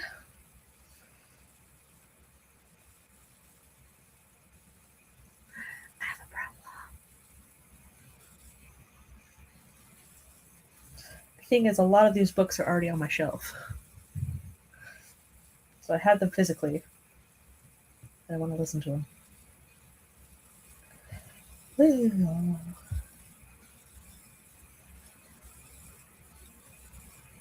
So I have Dark Rise, which is one of my favorite books. And now I have the sequel, Dark Air. And I'm like, oh, I want to listen to it. But the third book isn't out yet. It's not even teased yet. It's like, I know it's going to end on a cliffhanger. Like, but it's going to be good.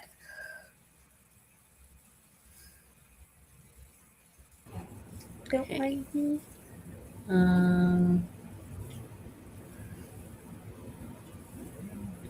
Did not, because it was with the time frame. I don't remember what the time frame is though. Sorry, other than you won't take it till after the 30-day grace period.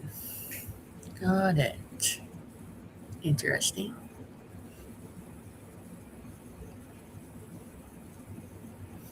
There's an ad for You Did Nothing Wrong, which isn't out yet, I think. Nope, just kidding. It was out St. Patrick's Day.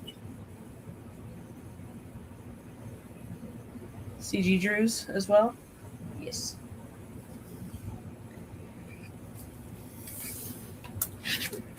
Do you listen to more books than you read, Laura? It comes and goes in waves. Okay. I've been reading, so I checked out from the library ebook, Dungeon Crawler Pearl. If I still had Kindle Unlimited, I would have just checked it out from there because it's in that. And I was telling the kids about it. I'm like, here, listen, let's read like a couple pages. So I read it out loud. Illy's like, I want to listen to it. I'm like, okay. So I read it out loud. And Jackson's been like, you should read it. Let's read it. So last night I read 3 chapters. Yeah. It is hilarious. I swear, like every other page, I'm like, this guy had so much fun writing this book. Oh my gosh, you just tell. That's me when I watch like Cloudy with a Chance of Meatballs or Kung Fu Panda. It's like, oh my gosh, they had way too much fun.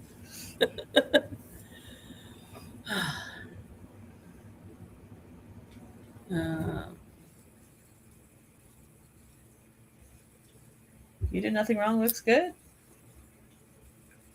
Domestic suspense meets haunted house horror. Oh, it's their adult debut. Amazing.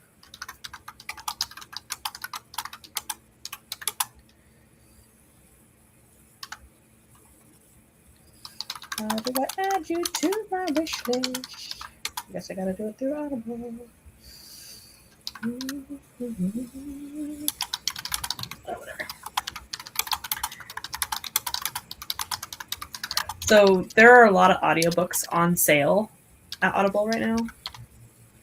So I went through and paid like $6-7 for a few of them. Oh, okay.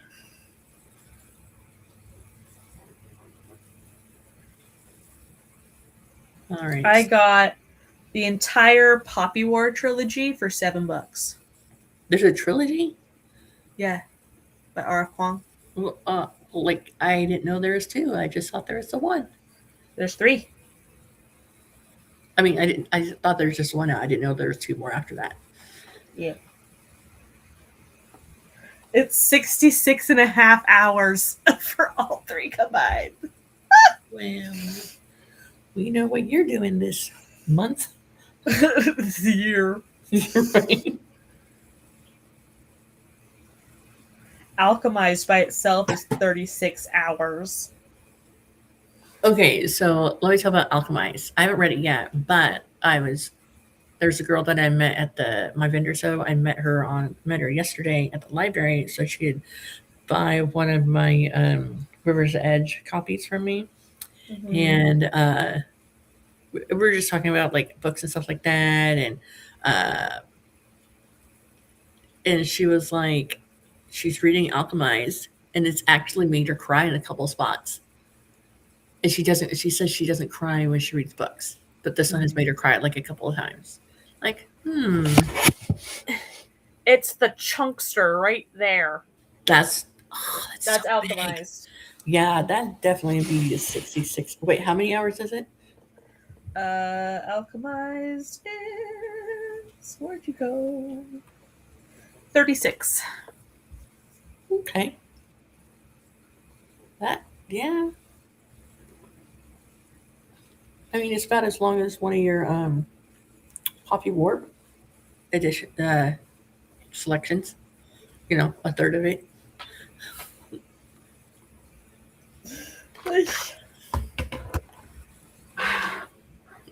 I'm used to 10-hour books.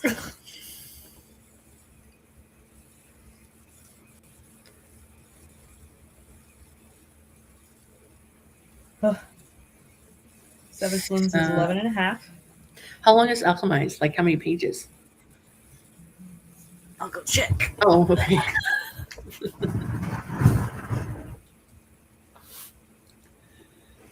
Like I've read some pretty long books lately. Like some of the Zoya County books are like 725 pages, give or take. But these are some of the chunksters on my TBR.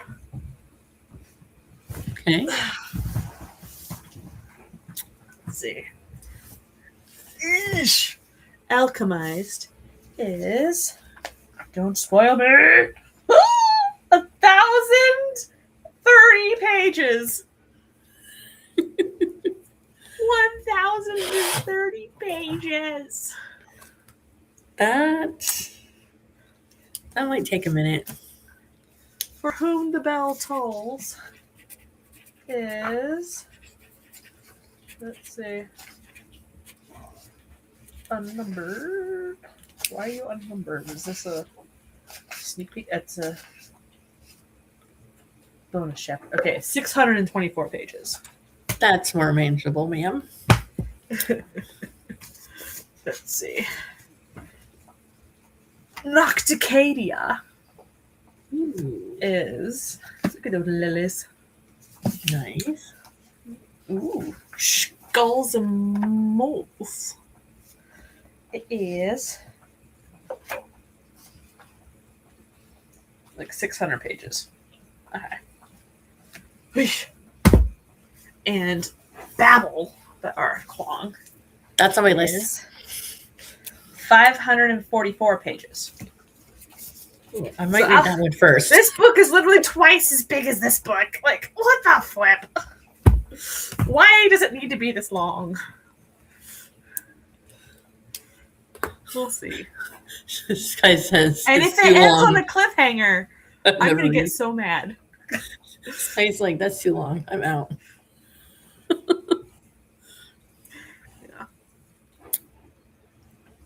I like the cover, though.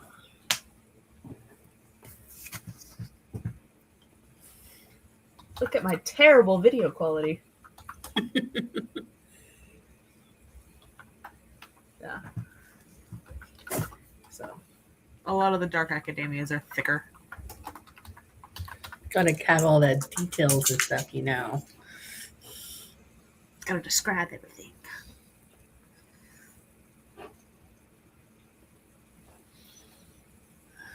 Is there even anything on the back? Ugh! Oh my gosh! What is it that you think you're protecting in that brain of yours? The war is over. Holdfast is dead. The eternal flame extinguished. There's no one left for you to save. Da-da-da.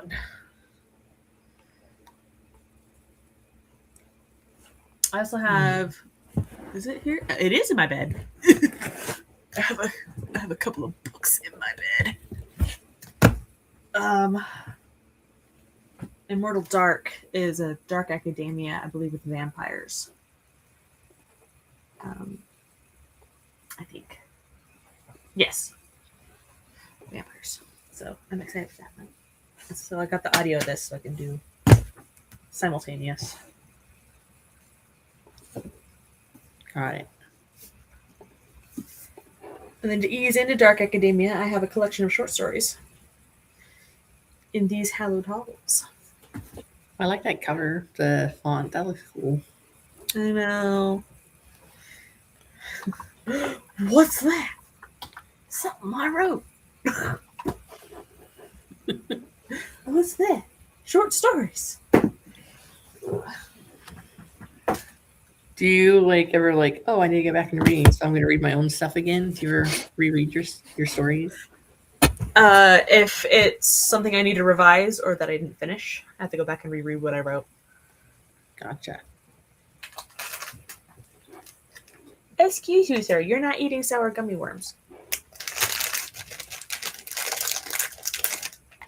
But they're delicious.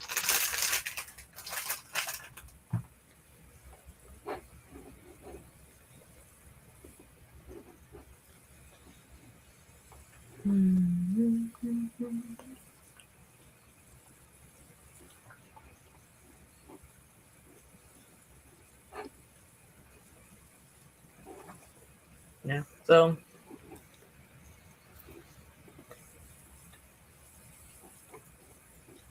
All right. some romances. So I was just looking up the Brandon Sanderson and Miss Warren, depending on the edition you get, the page count varies. I have the mass market paperback edition. It is 647 pages. I have the Final Empire, which is the first Mistborn. It is 24 hours and 39 minutes. I think his Way of Kings is like 54 hours or something. Okay.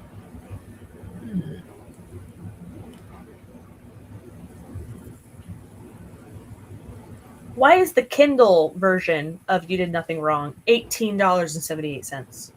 Yeah, I don't get why that's happened. It's more There's expensive no than reason. the audiobook. It doesn't. The make sense at audiobook is all. only $13.12. The hardcover is $25. All right. So Sky says over 400 is not for you for her to read. 340 is manageable. She's going to stick with her short stories and novellas. And she reads her stuff all the time. She's her own audience first. And then she gets mad at herself for not finishing the darn book. Let's see. The Way of Kings, Book 1, audiobook. How long are you? 45 hours and 30 minutes. Yeah, there's a recording. That's right. So Mistborn, so the Final Empire Book 1, Mistborn is just over 24 hours audiobook length.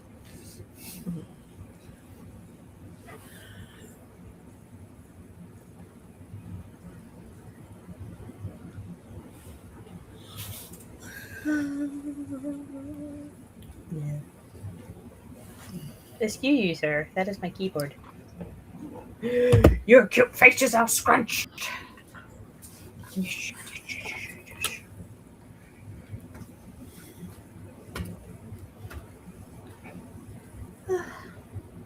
So I gotta pick. I gotta figure out what I'm gonna do. Because I'm kind of in a reading binge right now. All right. I feel like I should be in a writing binge. Then,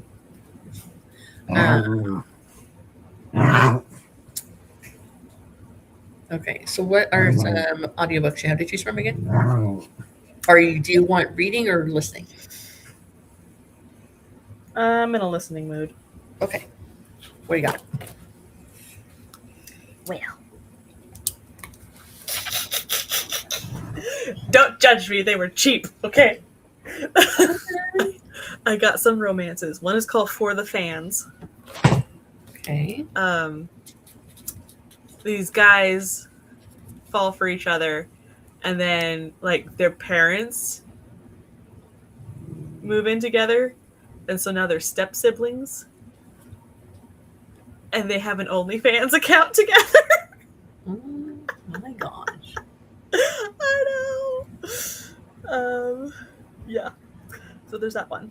There's Immortal Dark, which is the Dark Academy of Vampires. A Dowry of Blood, which is my favorite vampire book, by S.D. Gibson. I have Unloved, which is an MMM. Unloved? Yeah, it's called Unloved. Okay. It's only 6 hours. Bend Him, Break Him, which is another MM. This one, I believe, is paranormal. Gideon the Ninth, so the Necromancer.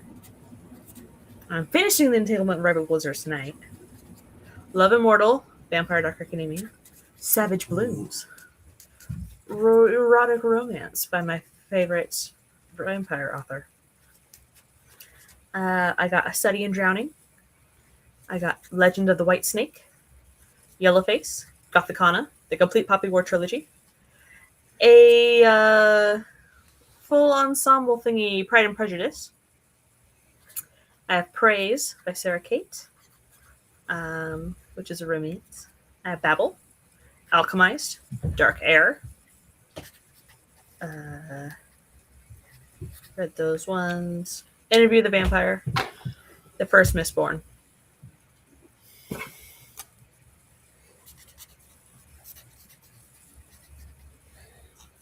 Okay.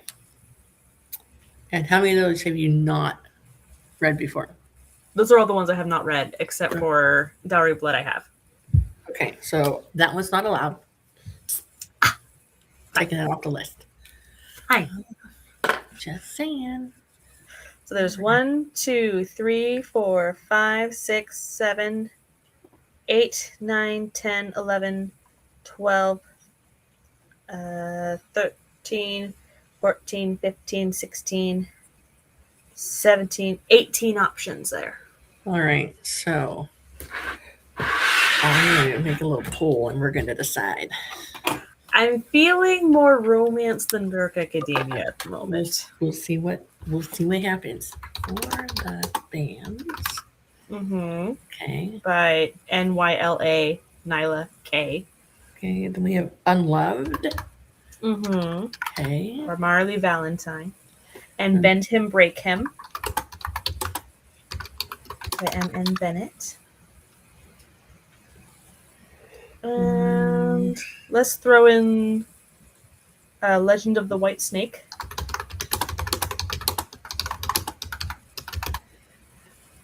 All right. So I can do 4. So, all right. People vote. There you go. All right. Oh no! Don't stop playing. Oh, sorry. All righty. So, So bend him, break him is. Colton has always walked the line of golden boy meets bad boy. It helped catapult his popularity as the starting pitcher in the first year of college and during the scandalous expose when he came out as bi. But Colton struggles with the accolades he received, balancing who he is versus who he's expected to be, because before Colton was a queer icon for star athletes, he was a closeted bully who made one guy's life completely miserable. Isaac hates Colton, but to be fair, Isaac hates everyone. Let's see. Yeah, so when Isaac catches Colton cheating on an exam, he plans to ruin his enemy by destroying his academic standing and costing Colton his baseball scholarship. Isaac wants nothing more than to see Colton kicked out of campus. But when the jock offers to do anything to keep this a secret, Isaac decides to test the length Colton is willing to go to make things right between them. Yeah.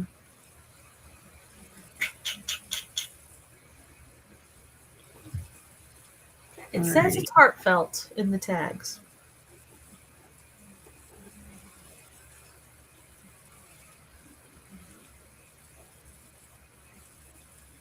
alrighty. Are you going to vote for one? Sure.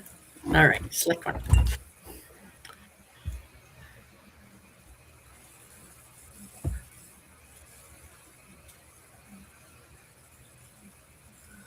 Oh, I broke the tie. Oh.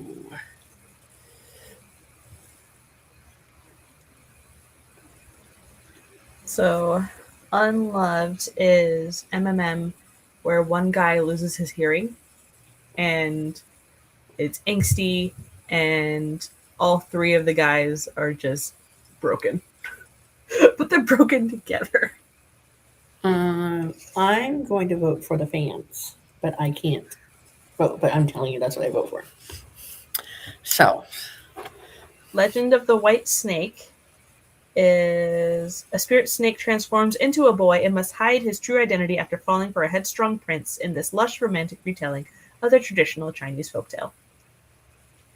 When Prince Chan was a boy, a white snake bit his mother and condemned her to a slow, painful death. The only known cure is the elusive spirit pearl, or an antidote created from the rare white snake itself. Desperate and determined, Zhan travels to the city of Changli, where an oracle predicted he would find and capture a white snake. 7 years later, Zen, a white snake in the West Lake, consumed a coveted spirit pearl, which gave him special powers, including the ability to change into human form. In Changli, Zhan encounters an enigmatic but beautiful stable boy named Zen, and the two are immediately drawn to each other, but Zen soon realizes that he is the white snake Zhan is hunting. As their feelings grow deeper, will the truth about Zen's identity tear them apart?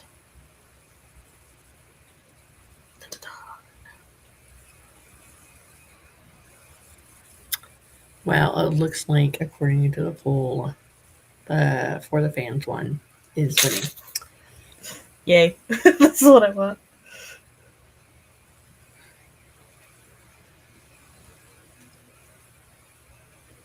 Good night, Beth. Good night. Why is For the Fans 22 and a half hours? Holy crap. No. All right. So Beth said that she read Mistborn, but she's not sure she wants to go further down the path since his books are also big. Mm-hmm. They are. I probably would have read more of it, but I got the mass market paperback edition, so the font is a little smaller than I would like. Mm-hmm. But the audiobook that I've listened to so far, I like the narrator, so it's good.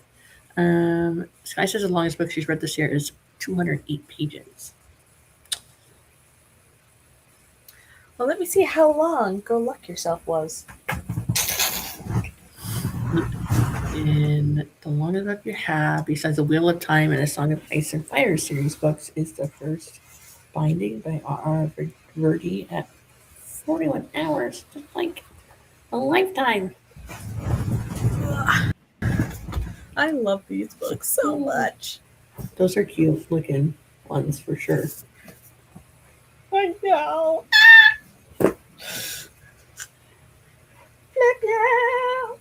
Okay, so Go Luck Yourself was 312. And the one that I'm finishing right now is 326. And the first book was 356. Look at that. She's really consistent. She's my favorite romance author right now. And, oh yeah. How was your birthday, ma'am? Sky says. Oh yeah. We all say night. I looked up for the fans because the premise sounded cool. Goodreads says it's 546 pages. Who's the author on that one?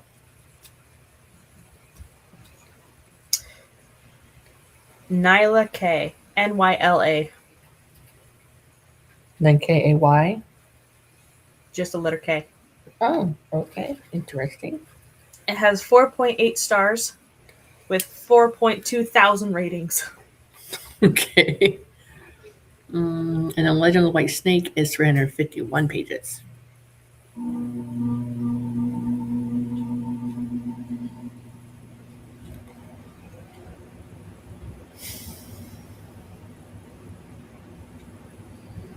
I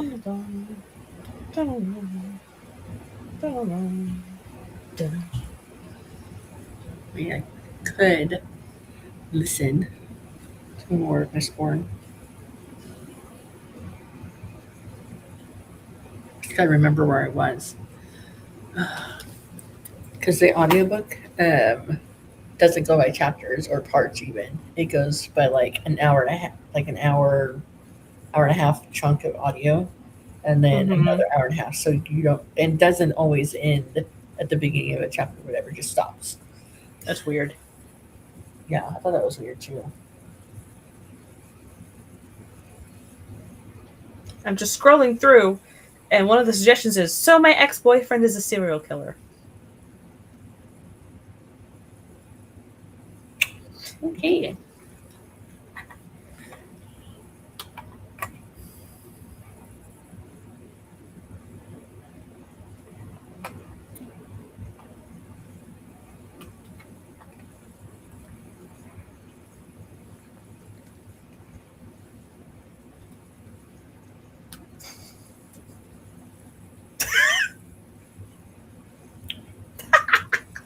This review for the fans says, this was hot, steamy filth, and it also simultaneously touches every corner of your heart. Highest grades across the board. Truly captivating. I mean, that's a really good review right there. Mm-hmm.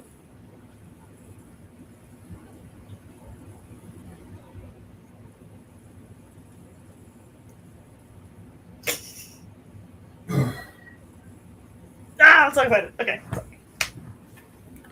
All right, and then this guy said, "Big dates and mooncakes." Looks adorable as well.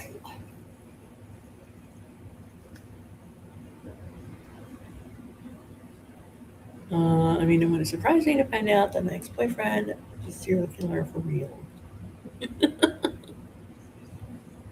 That Are sounds like you a okay, story Sky? to have. Yes.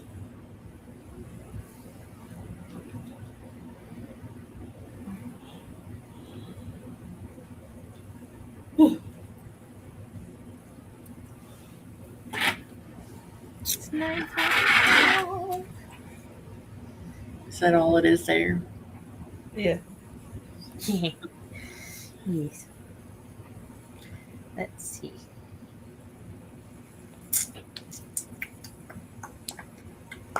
I have 1 hour and 30 minutes left of this audiobook. Which one? The Entanglement of Rival Wizards. I mean, This one. So, his familiar is an invisible fox that he puts hats on so you can see where he is. that's cute. It's so Very cute. That's adorable. Okay. Sky says he has some problems, and there's some regrets in dating him. Definitely. And that's how I imagine she was thinking it when she was typing it. Mm-hmm.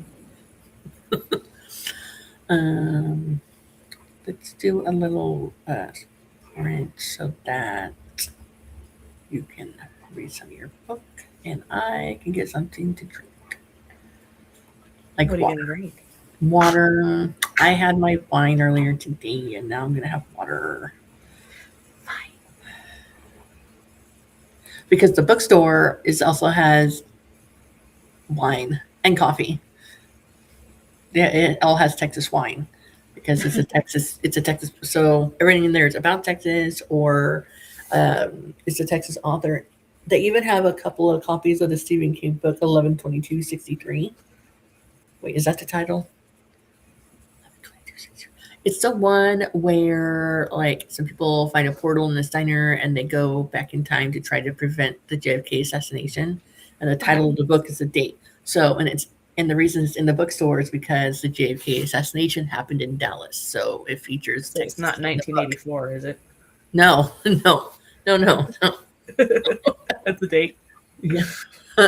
So since that Stephen King book takes place in Dallas, even though it originates in Maine, because that's where all of Stephen King's book originate are in Maine, they find there's a diner and they find a portal that takes them from whatever year they're in Maine and transports them to Dallas, Texas on the eve or like close to when JFK is going to be assassinated because they go to the past.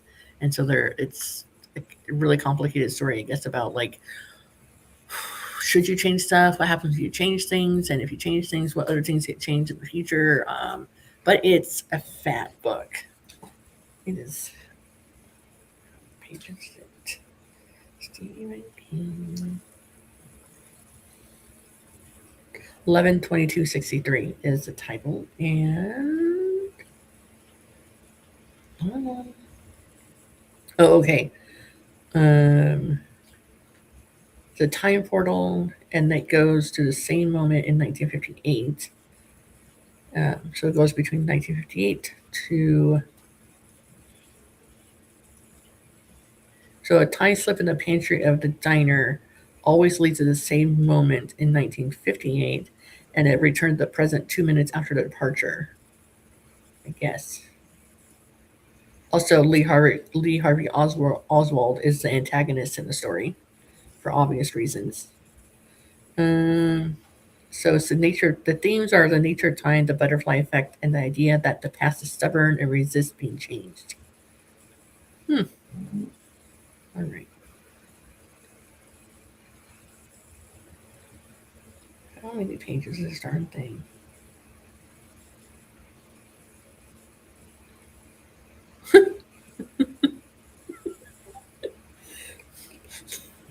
Am I scared? All right, go to the paperback. Let's see about the paperback. The paperback is 880 pages. The hardcover is 849 pages. That's weird. I thought the hardback would be longer, but okay. Uh-huh. And the audiobook is 30 hours and 40 minutes. That is a chunkster. All right. So Sky says she hasn't read The Entanglement, the Rival Wizard yet, but the cover of Alistar Reeves' A Spell for Heart Sickness has a similar style cover. And I just found it. okay.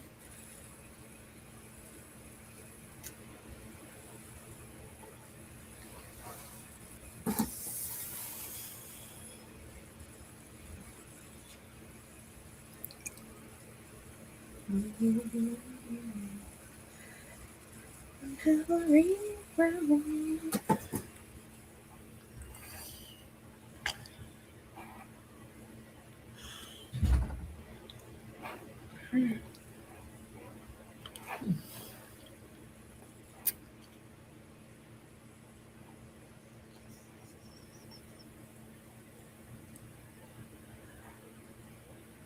like that.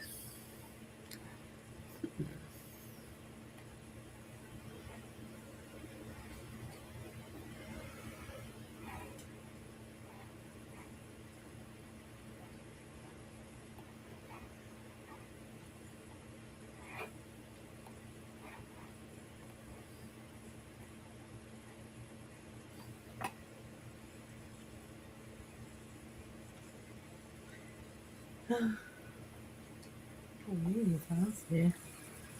Playing with stuff here. So I can. How about some sparkles or confetti Yeah. or Got some ooh, streamers this one. going. Sparkles. Sparkles. Are you the fairy godmother?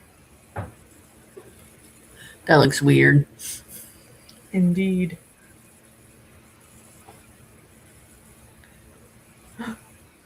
Look at those Oh. rain pixels. Interesting. Hmm.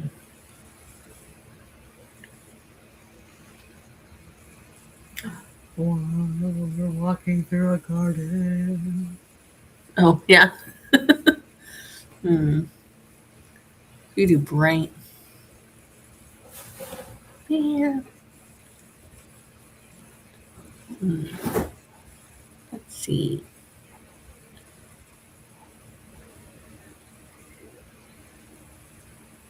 I like playing with shapes. Don't mind me. Adorable. That one. Perfect. I like that.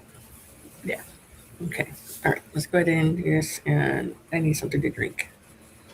Oh, and you reminded me I need to finish up my Audible books before I cancel my 3 months for 99 cents because I'm not paying for more after that. Yeah. That's a lot. I think I didn't even look. All I know is it's more than I want to spend. Yeah. Okay. This tab. Let's press start and go.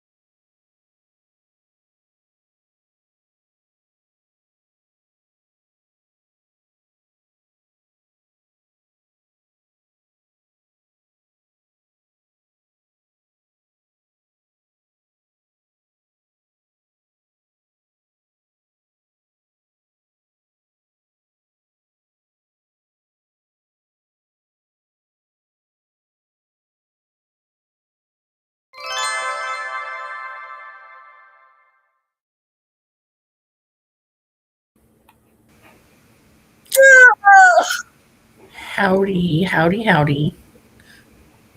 How's it going? I have 1 hour and 8 minutes left.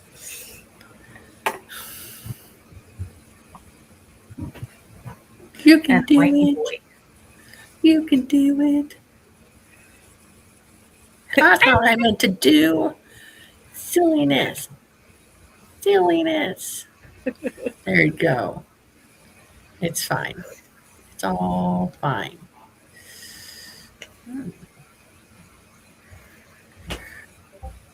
You'll be around.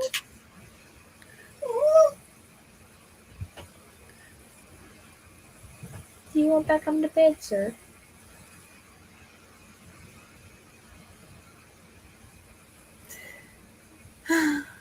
Okay. There we go. Okay, so I was debating whether or not to keep my Audible, um, because right now the free version I have, or the version I have that I got for 3 months for 99 cents, next month reverts to the $14.95 a month plan, where I get 1 credit a month, and I get to keep them even if I don't have an Audible subscription anymore. So that's cool. Mm-hmm. Or drop down to the $8.95, where it's essentially just like Kindle Unlimited. You just read it and then you have to give it back. Uh-huh. Sky says that she does it for 3 months, and then every 6 months or so she redoes it again for 3 months for 99 cents. So, which plan do you have, Laura? 2 credits a month right now. Oh my gosh. I know. I just got them back. I haven't had Audible for like a year. So, yeah. And then But you listen to a lot of audio, right? it comes in waves. Okay. Now on I that. was listening to them on Spotify, Mm-hmm. but then I hopped onto my sister's Spotify plan, and it doesn't let me listen to audiobooks anymore because she has to approve it or something. That's weird. Yeah, I was listening to Spotify audiobooks on Spotify, but then a lot of them stopped being able to be listened to on a free version of Spotify. So, um, I don't know. I'll probably cancel it and wait until I get my ID, because I have to order my birth certificate. Nope, Oh. I have to order my first marriage license, because when I had my birth certificate, and then I had my marriage license. But because my marriage license, when I got married, Jesse, my last name was not my name I was born with. Because when I got married the first time, I changed my name, and then I didn't change it back because my kid's name and I were the same. So plus it's just lots of going to DV and stuff like that I didn't want to bother with. And since I only had a state ID,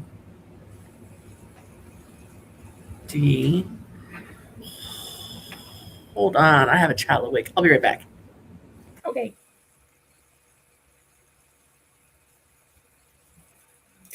They were doing a special. They might still be doing it, where there were certain books where you could get 2 books together for 1 credit. So I did that last night. That's how I got A Dowry of Blood, and I think A Study in Drowning. Yeah. So there's a lot of them on sale right now till the end of the month for $5, $7. So it's just cheaper than a credit. I did a few of those.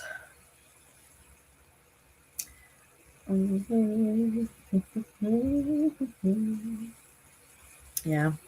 I don't have Libby anymore. Probably could, because I have local library with cards. But I have this thing where I'll check it out from Libby and it'll just sit there. I won't use it in time. I won't read it in time. I have problems. games.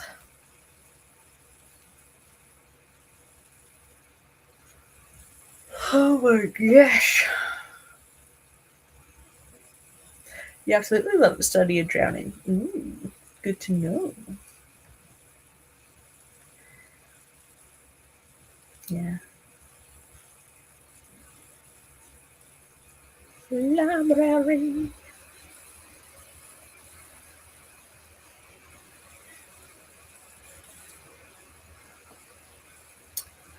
Yeah. My study of drowning is 10.5 hours. Let's see.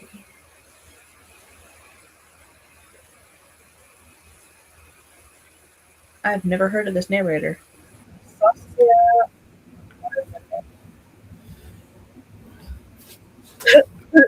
The categories for study and drowning is fiction, dark fantasy, depression.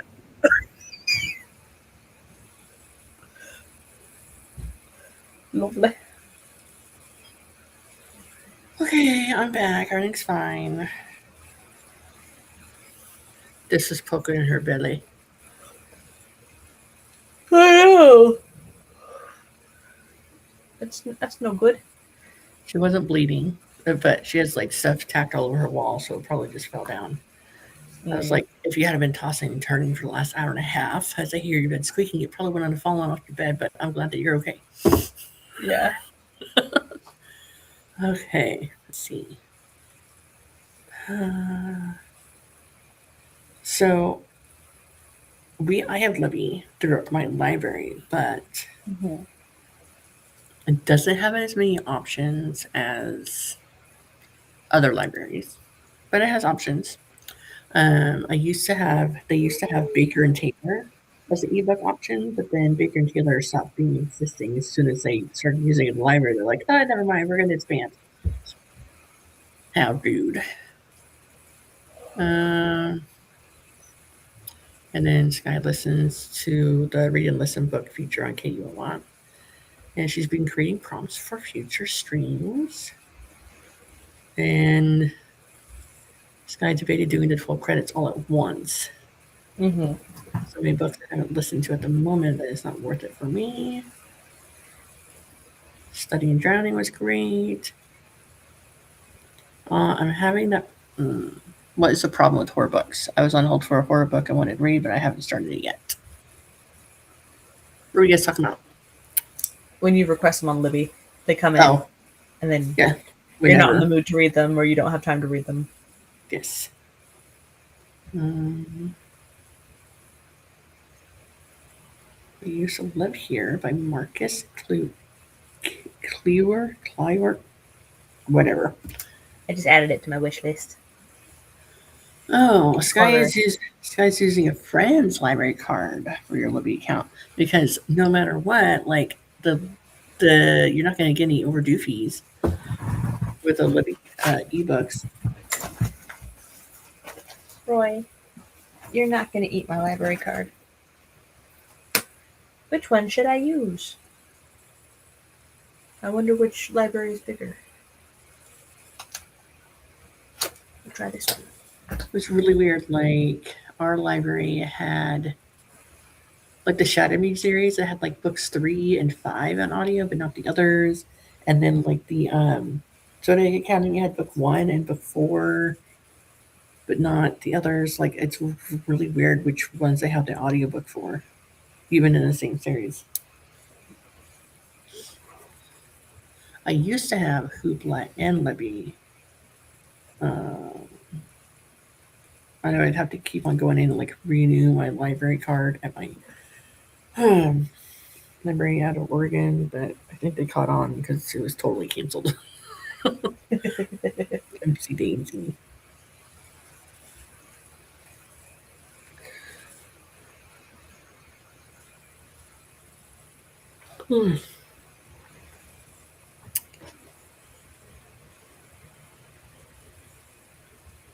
Alright. Signing in. It still has my Toronto library card in there, even though I think it expired.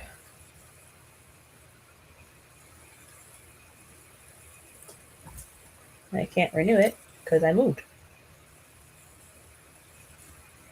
So Sky wants to add more of the free libraries that anyone can use. I remember hearing something about that being a thing, but now we can't find anything. So someone once told us that we could like do the free library thing in Houston, but then based on our zip code, we wouldn't be able to use it. It was so weird.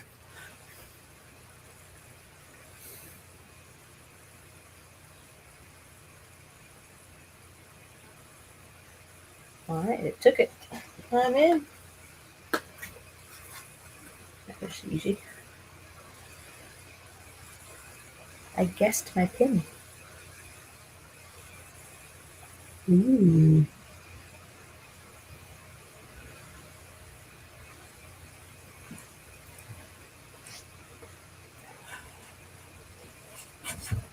What? It let me borrow Heated Rivalry audio with no wait. Which one? Heated Rivalry? Ooh. No wait. I started watching that series on HBO Max, but then we stopped having access to HBO Max because we got like some deal. It was like $1 a month for like the first year or something. Mm-hmm. And I could only watch it at night when the kids were sleeping. Yeah. Like me and Ellie have watched other similar but not as graphic movies. And she's fine with most stuff, but I think we got like maybe 18 minutes into the first episode, and nope. She's like, "Oh my god!" I'm like, "Oh my gosh." I haven't seen it or read it yet. Oh, okay. It's really. I thought that the series looks good, so I definitely want to do that.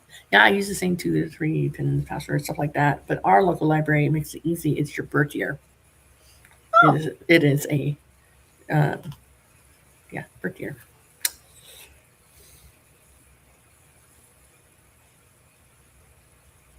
There you go. Let's see. Search for audio. Ooh, Sunrise on the Reaping is available. Oh. I haven't heard that one yet. Have you read that one yet? No. No?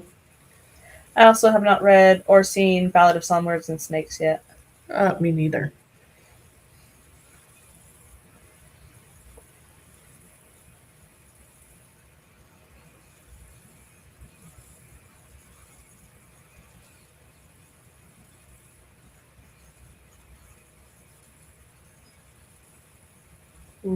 Have you read or listened to Assistant to the Villain? No. Have you heard of that one, though? I've heard the title. Okay. I know nothing about it. All right, I'm going to read the description here, okay? Okay. Assistant wanted. Notorious high-ranking villain seeks loyal, level-headed assistant for unspecified office duties, supporting staff for random mayhem, terror, and other dark things in general. Discretion a must. Excellent benefits. With ailing family to support her, Evie Sage's employment status isn't just important, it's vital. So when a mishap with Rendon's most infamous villain results in a job offer, naturally she says yes. No job is perfect, of course, but even less so when you develop a teeny crush on your terrifying, temperamental, and undeniably hot boss. Don't find evil so attractive, Evie. But just when she's getting used to severed heads suspended from the ceiling and the odd squish of an errant eyeball beneath her heel, Evie suspects this dungeon has a huge rat, and not just a literal kind, because something rotten is growing in the kingdom of Rendon, and someone wants to take the villain and his entire nefarious empire out. Now Evie must not only resist drooling over her boss, but also figure out exactly who is sabotaging his work and ensure he makes them pay. After all, a good job is hard to find. Contains mature themes. There you go. And then there is... Okay, so the first one is Assistant to the Villain, which I just read about. Then we got Apprentice to the Villain. And we have Accomplice to the Villain.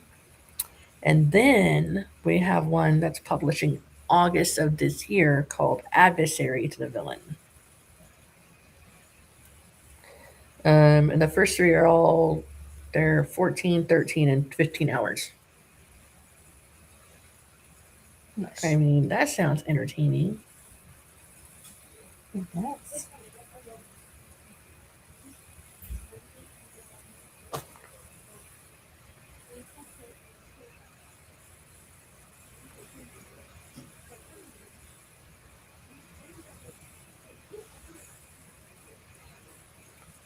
All right. Well, I just now borrowed it.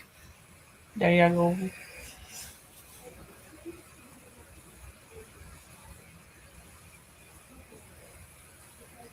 I've heard good things about a book called The Everlasting.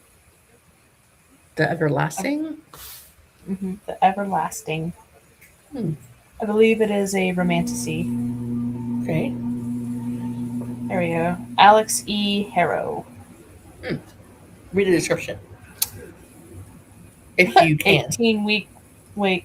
Oh, never mind. Let's see. I'm 19 line. Alright. The Everlasting. From Alex E. Harrow, the New York Times bestselling author of Starling House, comes a moving and genre-defying quest about a lady knight whose legend built a nation and a cowardly historian sent back through time to make sure she plays her part, even if it breaks his heart. Sir Una Everlasting was Dominion's greatest hero, the orphan girl who became a knight, who died for queen and country.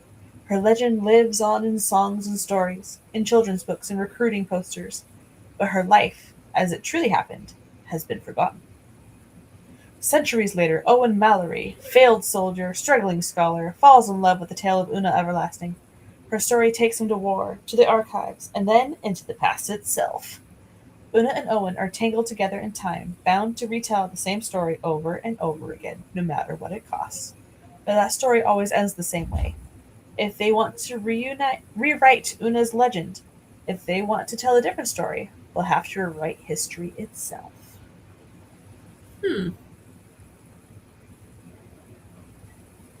It's 14 hours. 18 weeks. Yeah, It's quite a wait. maybe I'll be ready for it by then. Sky says she keeps missing pins from the or clips from the show that makes you go, Is that what that says? Yes. Or is that a surprise face? I can't tell. Is that what that emoji is? I think so. Yeah, Yes. not like scandal. Yes. Ooh, intrigue. It's really good. I think I saw 4 episodes. And Sky said she knows Sunrise is going to hurt me. Hamish was one of my favorite characters, and it's his story. I haven't read any but the original trilogy. Yeah. I mean, and then the other one is Snow's story, I believe. I don't really care. Yeah. He's an ass all around. Although, I might read it or listen to it just because, so I can complete this whole series. Yeah.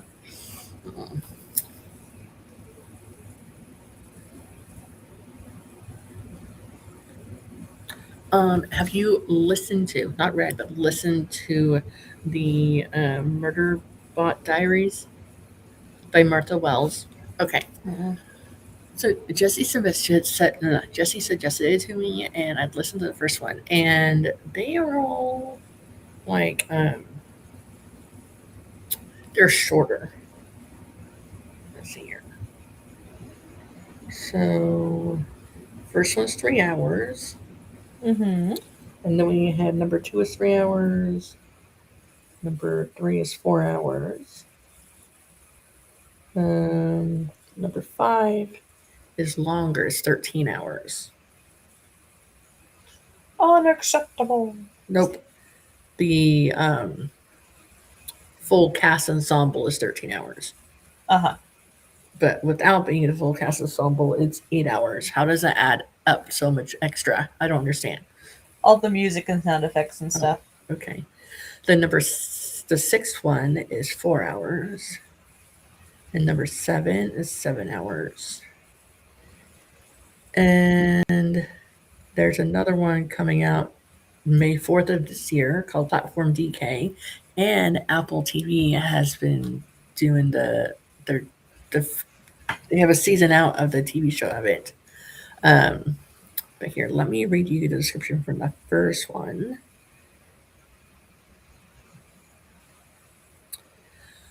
Okay. All Systems Red is the first tense science fiction adventure novella in Martha Wells' series The Murderbot Diaries. For fans of Westworld and Ex Machina or Machina, All Systems Ex Red. Machina. Ex Machina? Okay.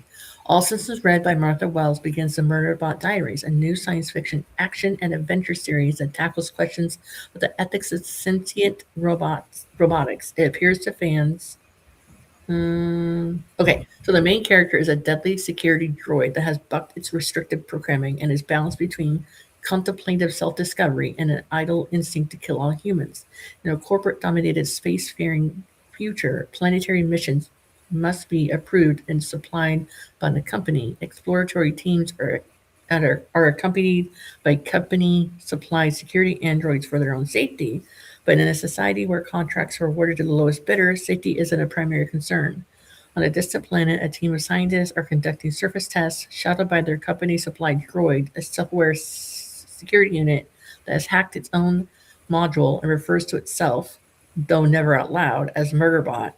Scornful of humans, all it really wants is to be left alone long enough to figure out who it is. But when a neighboring mission goes dark, it is up to the sentients and their Murderbot to get to the truth.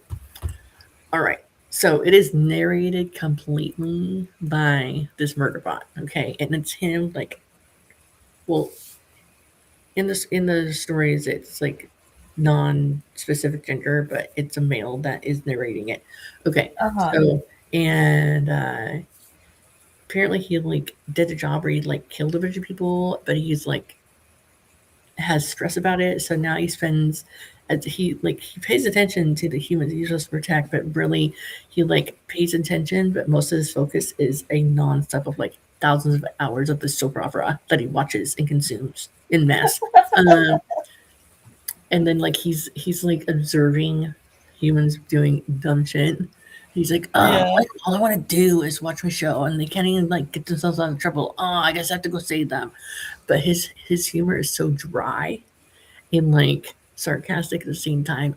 It's funny. So if you have, you should just listen to the first book and let me know what you think. I really liked it. Just like sarcastic. It was like calling humans out for doing stupid stuff all the time to get themselves killed. Hey, there's danger over there. Why are you going over there? Isn't like that soap opera show I should watch about them having fun on the planet or something? I don't want to have to get up and go do this. And they're made to be, and the author said that she wrote in a way where like the whole world is being told to the reader through the eyes of this android who has no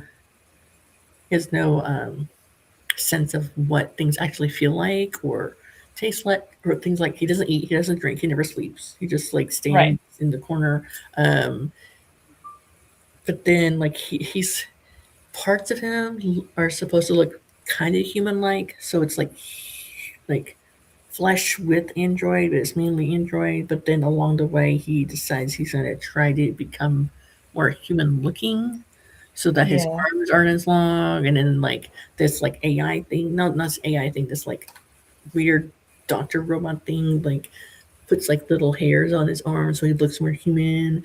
And then he like goes to one of the books. He goes into a fight, and he's like, this liquid is pouring out of me everywhere. This is getting in my way. He's bleeding, obviously, but like he perceives it as this liquid getting in his way. So it's a good series. I think I'm on book 5.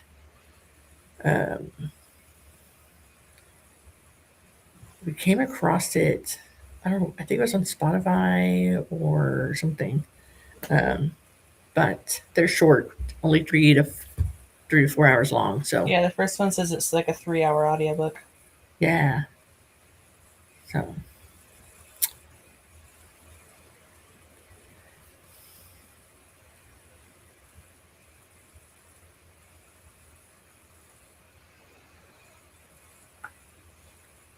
what? I'm adding my other library card. This is stupid.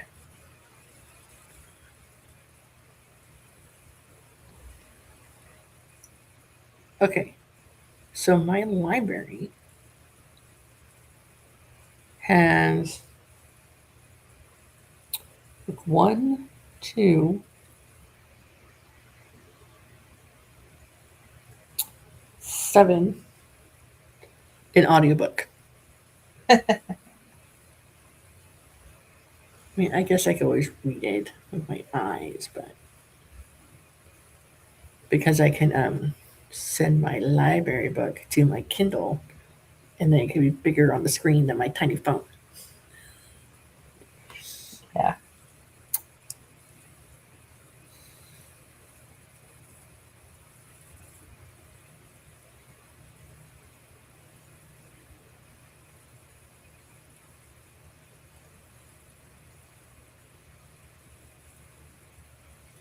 I mean, if you're going to have the series and you're going to have an audio, why not have all the version and audio at the library? You know, like Yeah.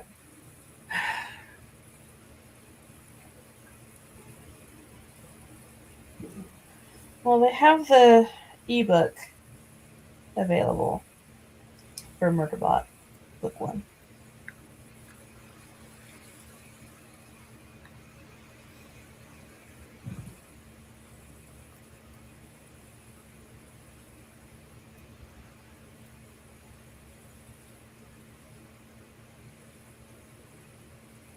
They have book 1, 2, 6. wow, interesting. Mm-hmm.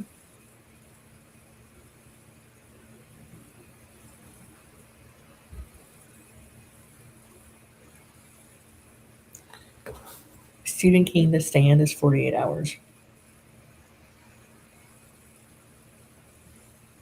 That's interesting.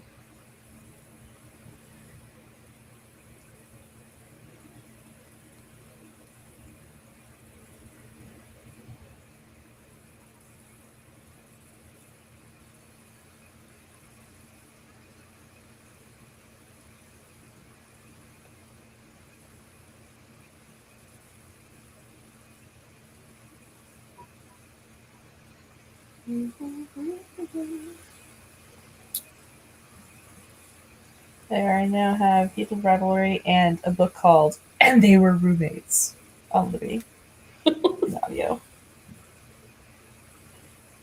Oh, no. I don't want to start listening. I want the info. Thank you. All right, Okay. all right. Which one was it that you got? And They Were Roommates. Ooh. Let's see. Romance is the last thing on Charlie's mind. On his first day at Valentine Academy for Boys, Charlie's carefully crafted plan to hide his identity as the school's only trans student is set in motion, only to be immediately destroyed. Charlie has been assigned the worst roommate in the world, possibly the universe. Jasper Grimes, the boy who broke Charlie's heart the year before he transitioned. Except Jasper doesn't recognize Charlie. Ooh. Who knows how long until Jasper realizes the truth? Charlie has one shot at freedom and a dorm room all to himself, but only if he helps Jasper write love letters on behalf of their fellow students first. No problem. Charlie can help Jasper with some silly letters. Long nights spent discussing deep romantic feelings with Jasper. Surely no intended consequences will arise. That's a cute one.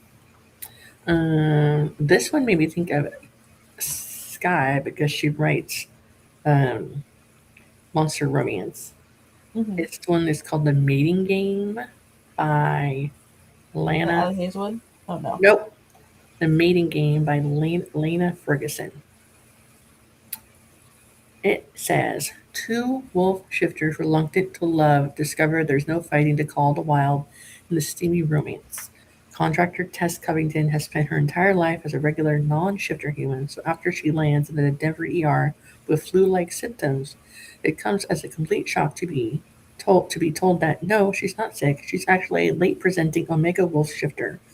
With her family in dire financial straits and a contract for her own television show on the line, she can't afford not to complete the renovation job she came for. And given that her newly emerged wolf is in danger of going into heat, she'll just have to do her best to follow the doctor's advice to keep away from alpha shifters. Alpha wolf Hunter Barrett, because of course his name is Hunter, has spent most of his adult life living by routine, and a big part of that involves staying clear of Omegas after having one stomp on his heart. So when this tiny contractor shows up at his place smelling like the one thing he's determined to avoid, he thinks it must be some sort of cosmic joke. But with his lodge on the verge of failing and the sweet smelling Omega his only hope to turn things around, he's left with few other options than to grin and bear it. Set on avoiding each other as much as possible, they find things unexpectedly starting to heat up between them long enough to thaw even the frostiest of hearts. Though even with the pair going head over paws for each other, there's no changing that their fling has an expiration date.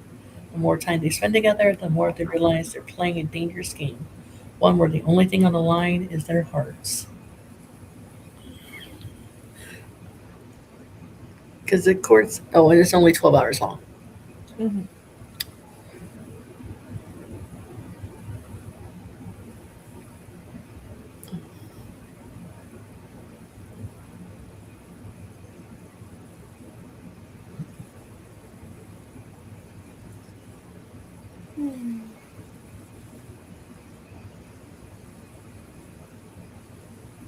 Well, now I have a bajillion and two audiobooks to listen to.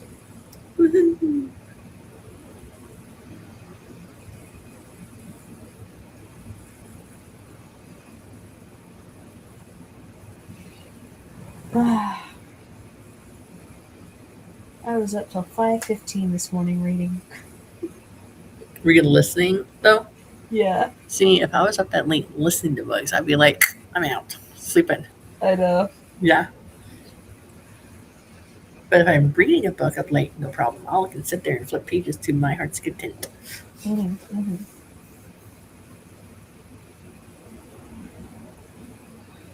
Mm-hmm. Speaking of that, I think I'm going to get off and get away from the screen and maybe read a book. Hey. But I'm tired of sitting, so I'm getting off the computer. I've acquired a few more books. So yay me. I now have Libby again. Yay.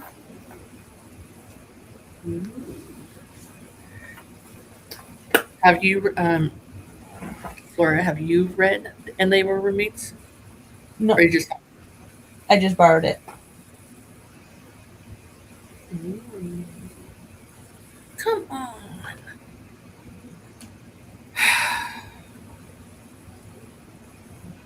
Larry doesn't have an audio or ebook. No. When did it come out? Let's see.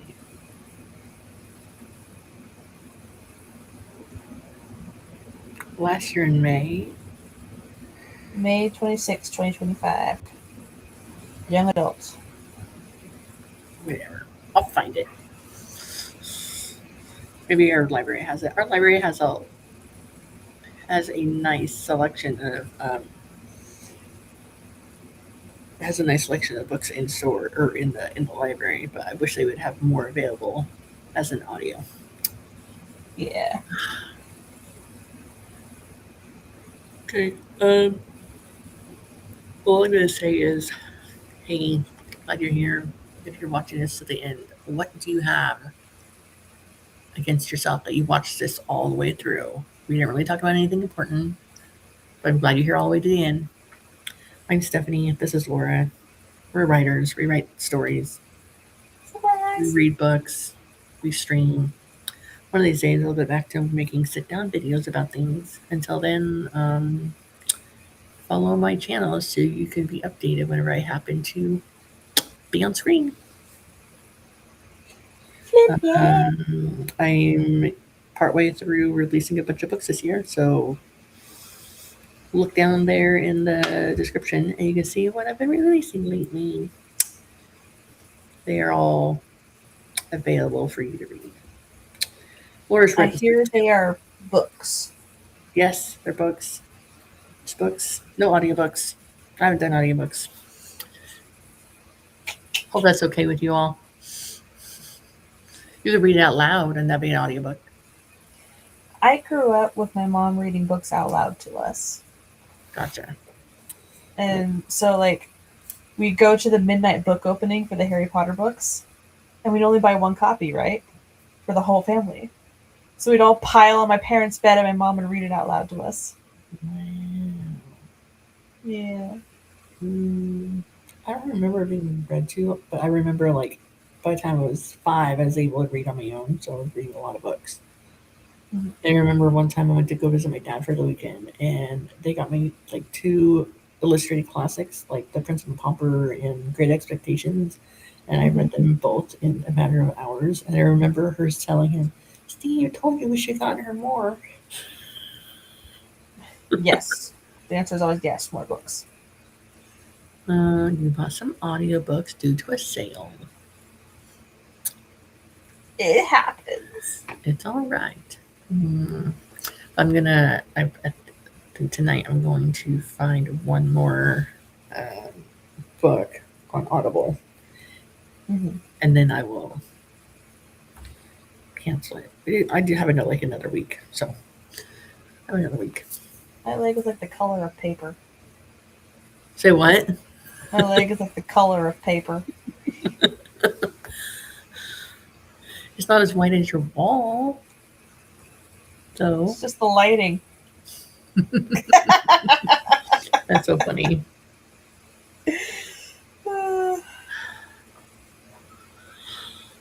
Yep. I'm tired. Good night, everybody.